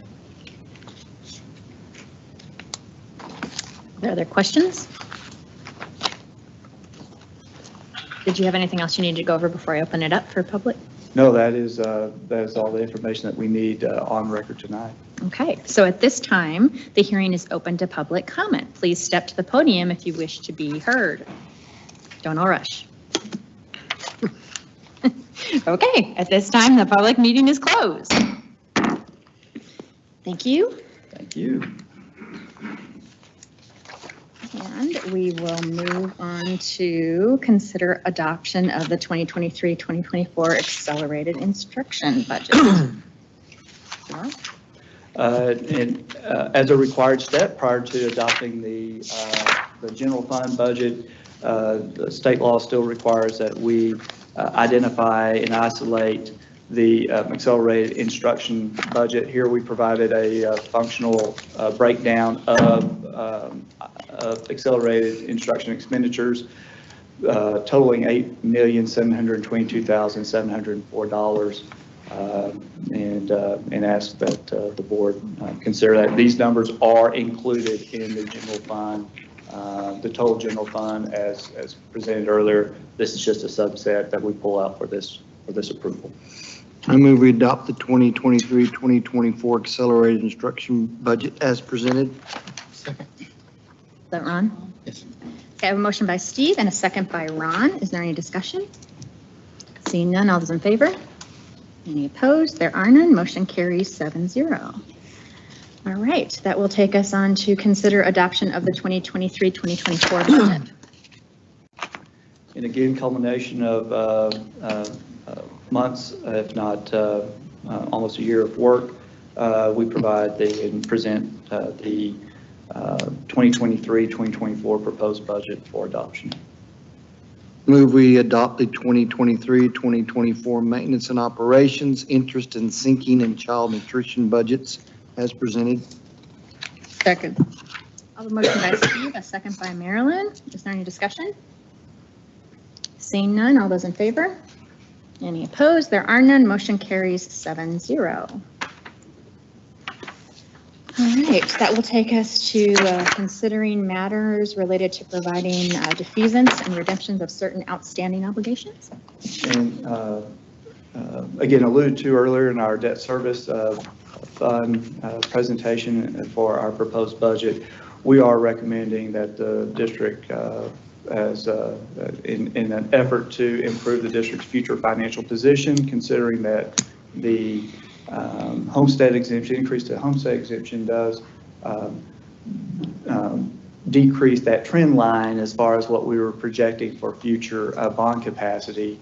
At this time, we would recommend that it makes financial sense to defease $9 million of Series 2011 variable rate bonds with the order provided here in all matters related thereto.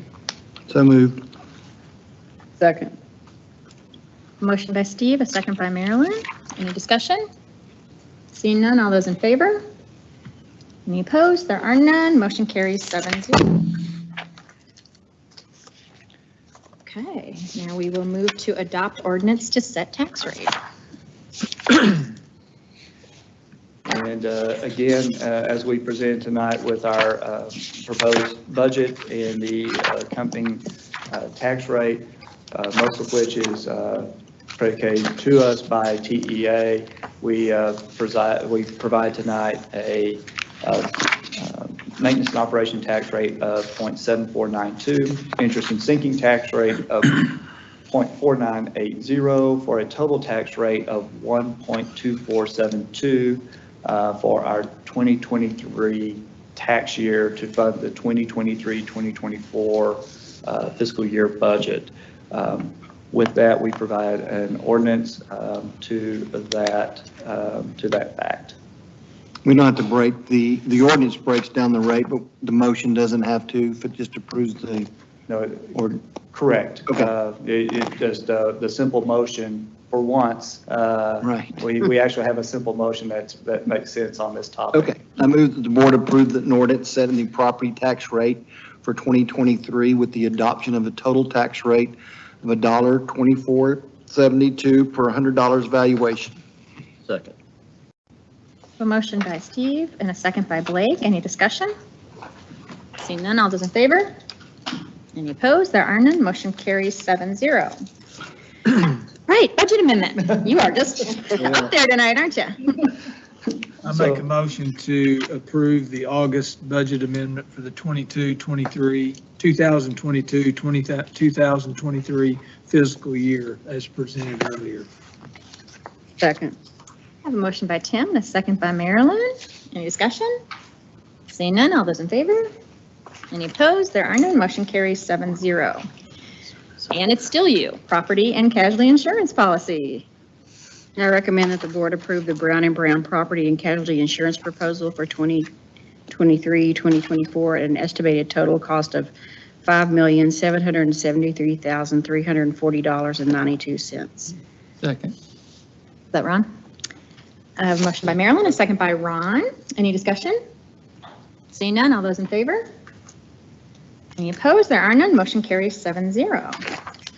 Okay, how about weight equipment at Eagle Mountain School? And this is someone new. Hunter Lee, come on up.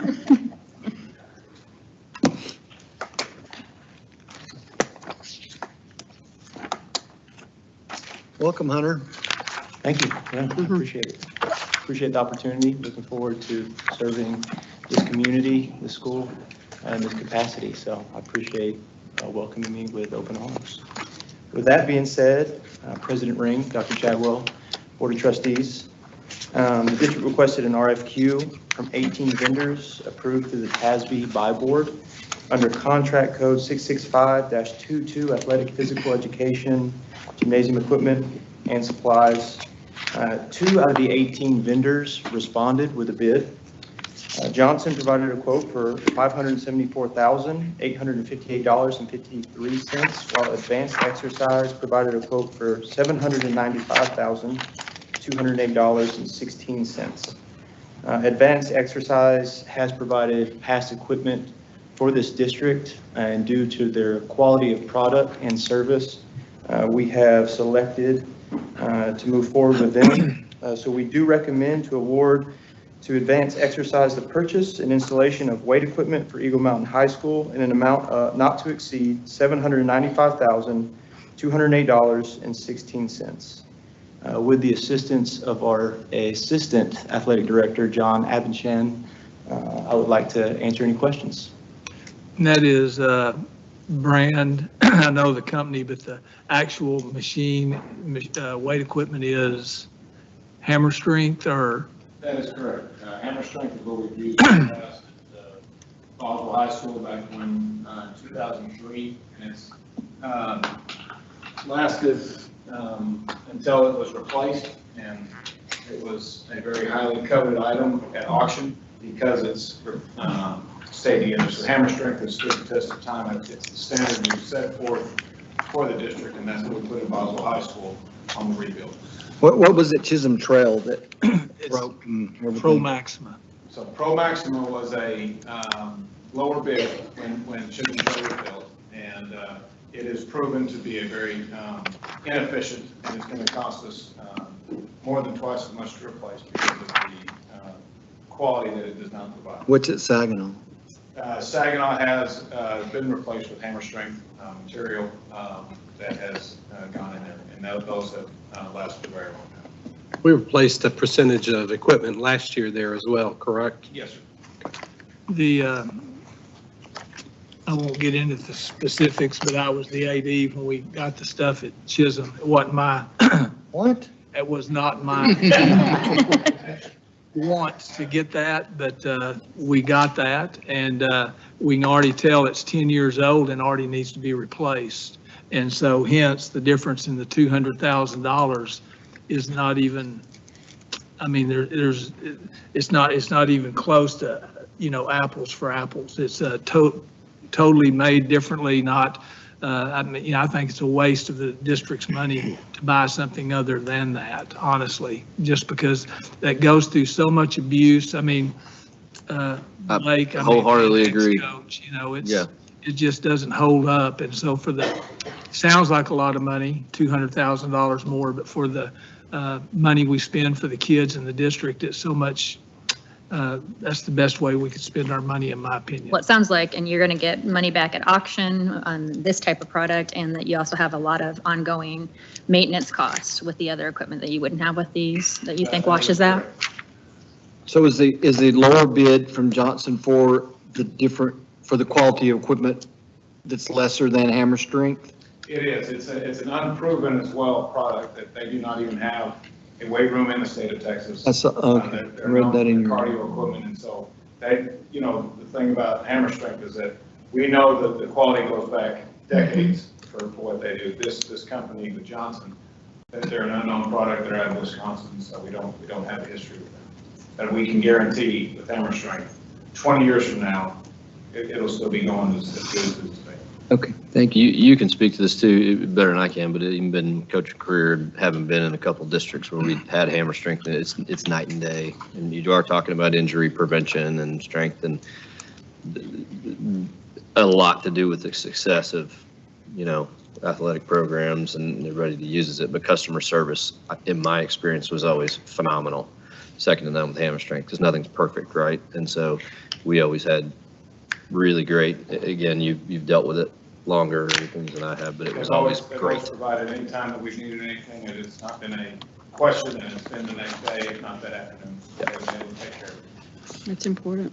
And this weight room is used by women, men, both. It'll be the entire campus. The entire campus will have use Just for it. like the way Boswell upstairs is invited by every entity that Boswell holds. Okay. Even on high school, we know. Same. All right, do we have a Make a motion? motion to award to Advanced Exercise the purchase and installation of weight equipment for Eagle Mountain High School in the amount not to exceed $795,208.16. Second. A motion by Tim and a second by Blake. Any more discussion? Yes. Can't see. Does this fit within the budget for that part from the 17 bond? I know it's coming out of 17 bond funds, but.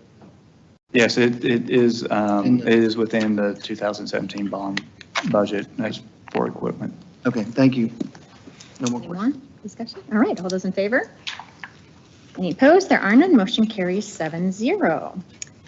All right, now we have a change order for off-site improvements at Eagle Mountain High School. Mr. Lee again. President Ring, Dr. Chadwell, Board of Trustees. At the July 24th board meeting, we presented information regarding the Eagle Mountain High School off-site construction project. The information provided identified a delay to the start of the project, an impact to schedule, and an increase to the project construction costs. The off-site construction project is comprised of 3 phases: utilities, roadways, and street lighting. In order to mitigate costs, we purchased and stored materials for the utilities phase in advance of construction. Unfortunately, we were not able to reduce the impact of the roadway and street lighting phases. Working with our civil engineer, Teagnall Perkins, the county precinct maintenance, and trusted vendors, we did verify that the additional costs being requested by Jackson Construction were accurate and adequate. The utilities phase has increased a total amount of $132,510.44. The items associated with this increase are stone for fill material and concrete related work, The roadway phase has an increase of $633,000, $385.61. The items associated with this increase are excavation, soil stabilization, and concrete. And the street lighting increased $29,146. The item associated with this increase is primarily due to the fixtures. With the included in contingency, the recommendation is for the board to approve a change order to increase the Eagle Mountain High School all-site construction project contract in the amount of $945,000, $945,000, 42.04. I will be happy to answer any questions.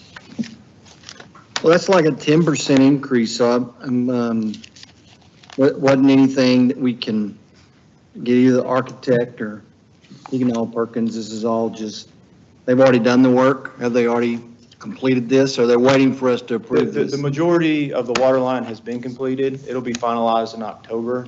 They have just agreed to, I mean, we need the work. We need everything to be completed for the high school to get started and running. So they have not stopped at all. We do have a member of TNP here, in case there's a question. Sure. For him specific.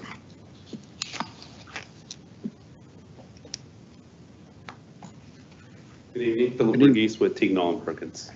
So the increase was, we stored the materials, so explain, it was just the actual physical labor part of it, or what was the? Sure. Some of it has to do with the labor, some of it also has to do with the materials cost. Material cost, for example, pipe was purchased during the middle of last year to help mitigate some of the increased costs. The contractor came up ahead and told us, hey, if I can purchase this pipe and put it on site, it'll help decrease some of the increased costs. So that's why we coordinated with the district staff and said, hey, let's go ahead and purchase the material and store it on site until we're able to start construction.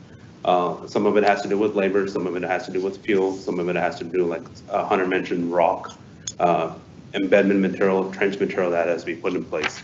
Majority of the cost was for the concrete. So you can't buy concrete ahead.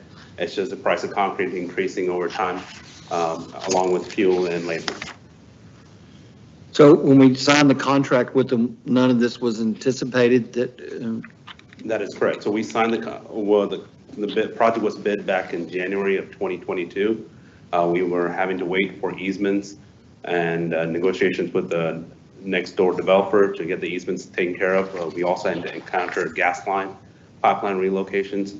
All that caused delays in start of construction before the city would allow us to start construction on the project. It just seems like quite a bit to add to a contract we already had with them. And they've already done the work though, so I don't know what, are we left with any options?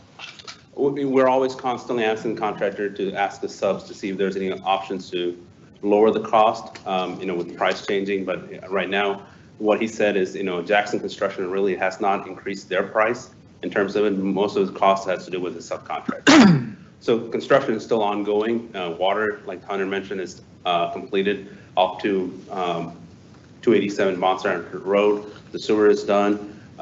They're working on the roadway for Bonds Ranch Road and the drainage improvements. What does this do to the budget, Mr. Welch? Oh, I guess which Welch? I see which one. They're looking at each other. They're looking at each other. Which Welch are you? Well, on the budget, it's going to come off, you have two contracts. You've got the Jackson contract and you've got the Core contract. Two separate deals, but at the end of the day, when they're all done, the money is in one bucket. So almost half of this is going to be mitigated. We had to put in a larger water line for the city of Fort Worth. So all we needed was a 16 and we wanted a 12 and we had to put in a 16. So we had to bear those costs up front. So $400,000 of what we did is coming back to us. So that's a way we help mitigate the overall expense. It was just the delay in what these gentlemen mentioned that has been the problem. Will that be a continuing problem with the rest of the project, or we haven't seen any change orders that I recall from Core? No, there's not been a change order to the contract, no.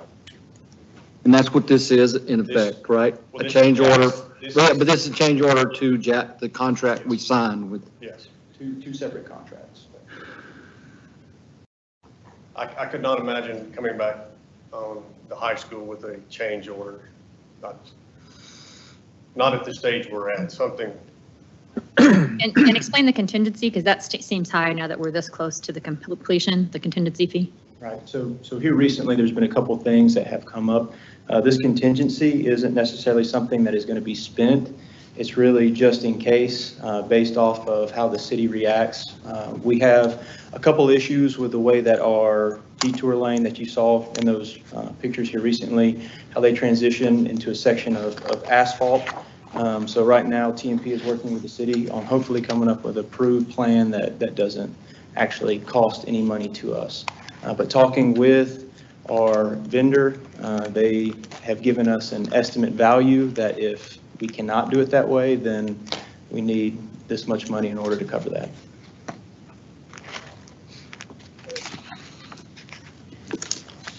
And if not, it would just come back in another change order back to the district. That's correct. Well, that's 550 of the 945, so getting close. What would Jackson have done if we'd have told him we signed the contract and we're not paying you any more money? We would not open the school. So they can legally sign a contract with us and then come back and tell us they can't honor it.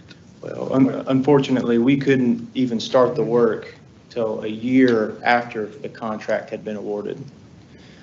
So they have, when they get their bids, they have so many months that they can hold that price.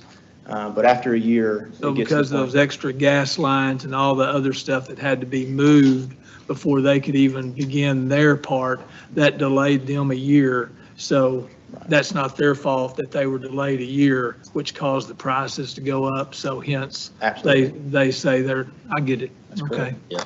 That's parties That makes beyond more our sense. control. Yeah. I get it. Kept us from being able to start this project. And we did try to mitigate that as much as we could by pre-delivering product. Do you have an idea of what we saved by doing that piece of it? So I can say that all the piping material, we didn't pay a single cent over the initial cost. And it in would have the been, original bid. it would have been a Had to 30% do markup with- or like yeah, what we're seeing? Okay. Stone base that goes under the pipe, things of that nature. But you're saying, It would have. if we'd have been buying the pipe now, We hadn't pre-purchased if that. we'd have been buying the pipe now versus buying it then, we'd have paid Absolutely correct.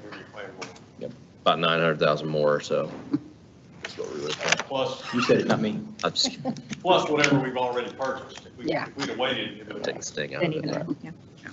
Okay, well, this is an action item if anybody wanted to make a motion.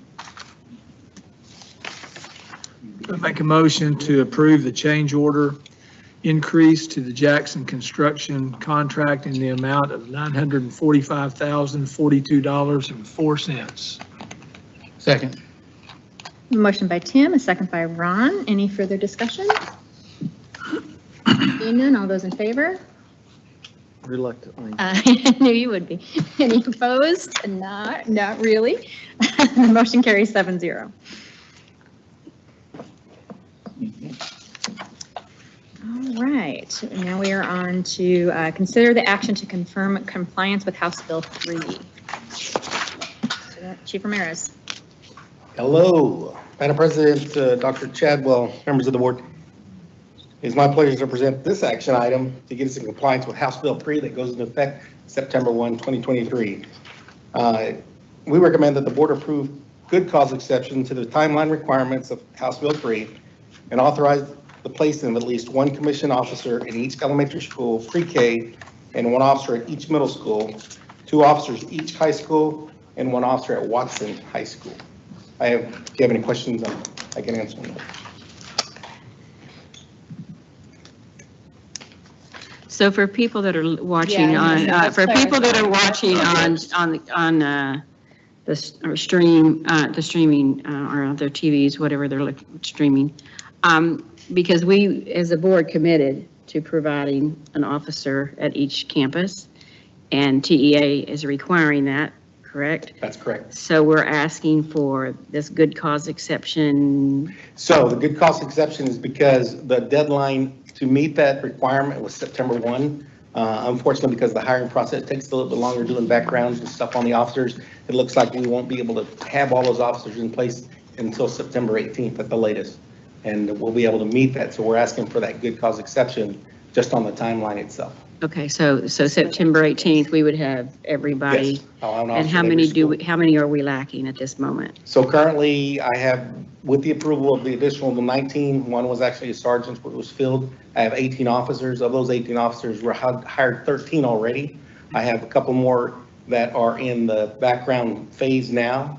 And I think I got 2 waiting to get a medical and a psych approved. And once I get those approved, we'll be fully staffed. And for some reason, those officers don't pass their psych, then we have more applications that we can get through. Okay, so you feel fairly confident that by the 18th you'll have? Yes, ma'am. Okay, thank you. Yes. And House Bill 3 was signed by the governor on June 14th with an enactive date of September 1st. And as we're very pleased with how quickly we've been able to recruit and hire people. It does take more time through TCOLE. I mean, there's certain processes that are just legal processes, backgrounds, and all kinds of things that have to be done before an officer can be hired, which is understandable. And so it just takes more time. So we're committed to going as quickly as possible. We really regret even having to bring a good cause exception for 2 weeks, but the reality is that we know it's unlikely by September 1st we'll have 2 or 3 left, and we're not, it's worth asking for a good cause exception and doing it right and getting the right people than rushing it and pushing it over. So do appreciate the work that's been done by the police department and also by human resources to do this, because this has been quite an undertaking. And also I want to thank the board for their work in creating a compensation plan that's allowed us to recruit some very good people into our police force.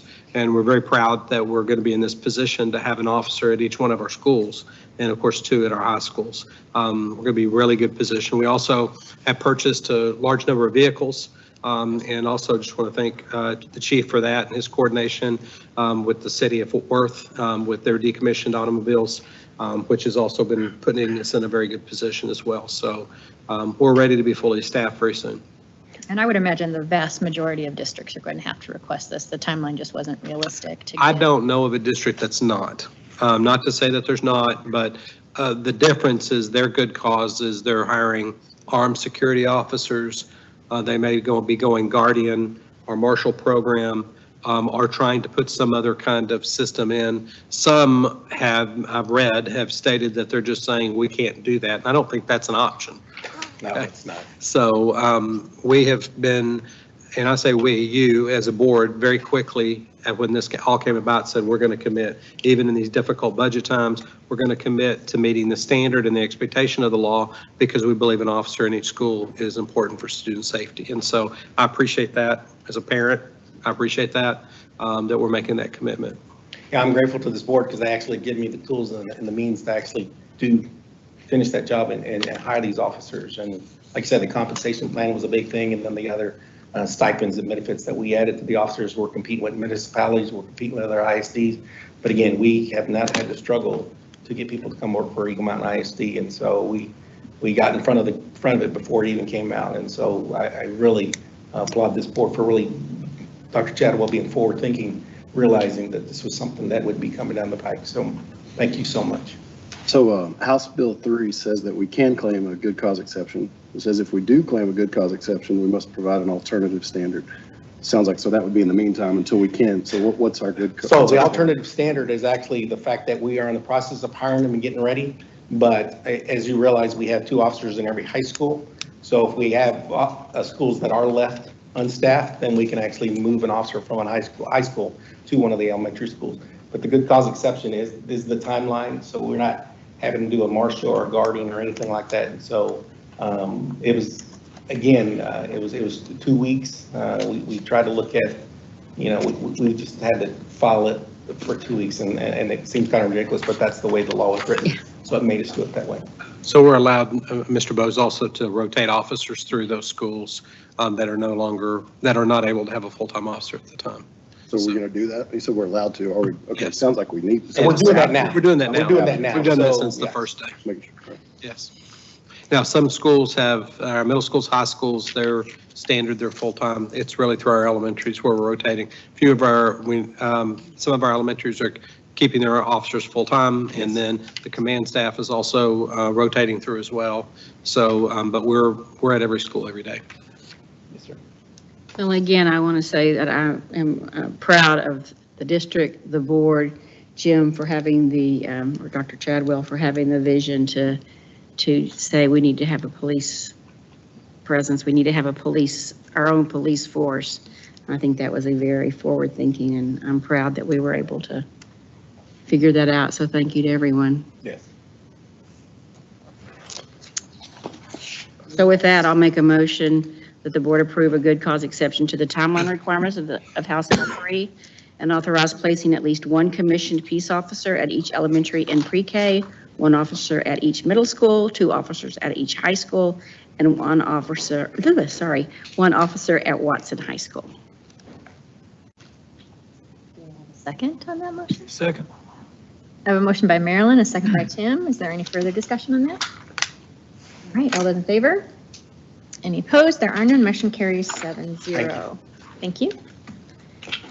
Okay, I think our last one here is to consider a teacher in abandonment of a position without good cause. This is Mr. Mogan. I make a motion that the board find that good cause did not exist under section 21.105C2 of the Texas Education Code for Ms. Gina Chance to abandon her contract for the 2023-2024 school year. The board did not consent to her resignation, and the board authorizes the superintendent to file a complaint with the State Board of Educator Certification to seek sanctions for her abandonment of contract. Second. A motion by Tim and a second by Marilyn. Is there any discussion on that? Yeah, I think we should discuss it, having been down this road before and not discussing it. So what was the situation? She didn't come back to school, or we hired her and she didn't come back, or? Yes, sir. Good evening. It's Good evening. a pleasure to be up here. Ms. Chance was a new hire to our district. She was an experienced teacher in other districts. We hired her in mid-May, and then we got notice July 11th after the opportunity for teachers to resign without being held to their contract, that she was leaving for a better opportunity for her family outside of education with the railroad as a train dispatcher. And she emailed her campus administration, and that's how she resigned without any discussion or warning, citing family circumstances that was going to be a better fit. And so she did not show up for new teacher orientation at the beginning of August, and it hasn't shown up for work when the school year began. So the job abandonment began August 1st, and we have the 30 days to take it to you for approval to seek sanctions with the state level. And she is an experienced math teacher? So Yes, sir. 6 years. And to make a note also that we would have offered upon suitable replacement. So when we either accept a resignation, we don't accept it, or upon suitable replacement. In this kind of time frame, we would have accepted it upon suitable replacement. Unfortunately, we've been unable to fill that position up until this point, and it's being filled with a sub. And at the time that I filed the report for the board agenda, we had not heard from her. I've since heard from her and been in communication, so she is aware of the discussion at the presentation to the board. She's aware. She understands. She's not thrilled about this possibly going to the state, but she understands that she thought she'd left enough time to hire a replacement, but she understands that we have not. She's aware of that. I made her aware of the situation, so she does understand the possible consequences of her choice. And just a note, if we had filled the position, we would not have brought this to the board for consideration. Thank you. Okay, any other discussion? All those in favor?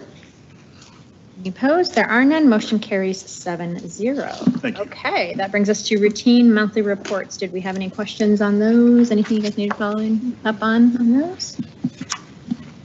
All right, then Dr. Chadwell, let's review the board planning calendar. Yes, next month, September 25th, we have the career and technical education report. We also continue with operations report with construction update. summer maintenance update, bus transportation update, also school safety report. It's that season, so if there are any class size waivers at that point, we would bring them to you for consideration. Also, under consent agenda, bids and proposals and new course requests that were presented this evening would go under consent if there's no other questions on them. Okay. That brings us to the consent agenda. Do I have a motion there? Move we approve the consent agenda. Second. Motion by Steve and a second by Marilyn. Is there any discussion? Seeing none, all those in favor? Any opposed? And there are none. Motion carries 7-0.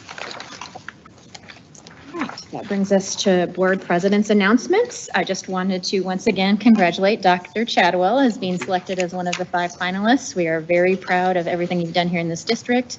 And we know you've got a good shot at winning the whole thing. We can't wait to see how it comes out at the end of the month. But really just, and the fact, let's There get, before, so we'll understand your angst. Going through that Let's hope interview it turns out process. differently. We hope it turns out differently. Yeah. Well, thank you. very well deserved, very well deserved. Very well deserved.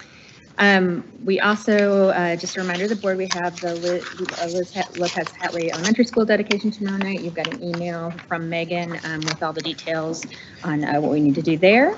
There's also in your folders tonight an RSVP that you need to turn back into Kim, as well as the meeting notices for the North Texas Association of School Board Meetings, if any of you are interested in attending those. And then just a reminder that we've got TASA TASB coming up at the end of the month. That's all I have. All right. I just had a few items. First, just thank you. I'm not really good at this when, all this attention stuff, believe it or not. I don't mind talking in front of people, but usually it's not about me. So I do appreciate it. I'm very honored, and I'll try not to embarrass the family or the district when I go out and interview for the last one. But it was really, really neat process, just the whole thing. More than anything, it's just talking about our community and our district and how much it means to me. So that was really, really a great opportunity. Thank you. Just a few items coming up. We have the Education Foundation Because We Care campaign that's going to launch on September the 7th through October the 20th. That's a huge fundraiser for the district. We raised over $90,000 this last year. We also have High School Open House on September the 12th. Mentioned the TASA TASB convention. More information will come out from that. If you have any questions on any of the specific things, I know Kim would be able to help and support there. Also mark your calendars for October the 4th for the MSISD March Band Expo that will be coming. We also have the Gold Card Luncheon at the Hollenstein on October the 17th from 11:30 to 1. Saginaw Training Green at Saginaw High School. It'll be bigger and better every year, and we play a huge part of that. I know our communications department does a lot of things. They had games and video screens out there for football games that people were, even brought chairs that one was broken, but I'll forget about that. Anyway, they had a really, really good time with that. I really encourage y'all to drop by. The Saginaw community has a really good time with that. Lastly, this has been a busy but good start of the school year. We have a lot of new families that have moved to our community, a lot of new faces. Of course, a whole bunch of new kindergarten kids. And so it's really exciting to see these new families and all the excitement of new games and just watching people's enthusiasm as they start the year. So as some people are starting their kindergarten year, my daughter's starting her senior year, which is really different because I'm more like, oh, she went to school. Oh, I didn't say bye, versus kindergartner walking them to class and crying. There'll be time for crying later, but anyway, it's really exciting for all of us. That's all I have. Seeing there's no further business to come before this board, I move we adjourn. A motion by Steve. Do we have a second? Second. Motion by Steve, a second by Marilyn. We are adjourned.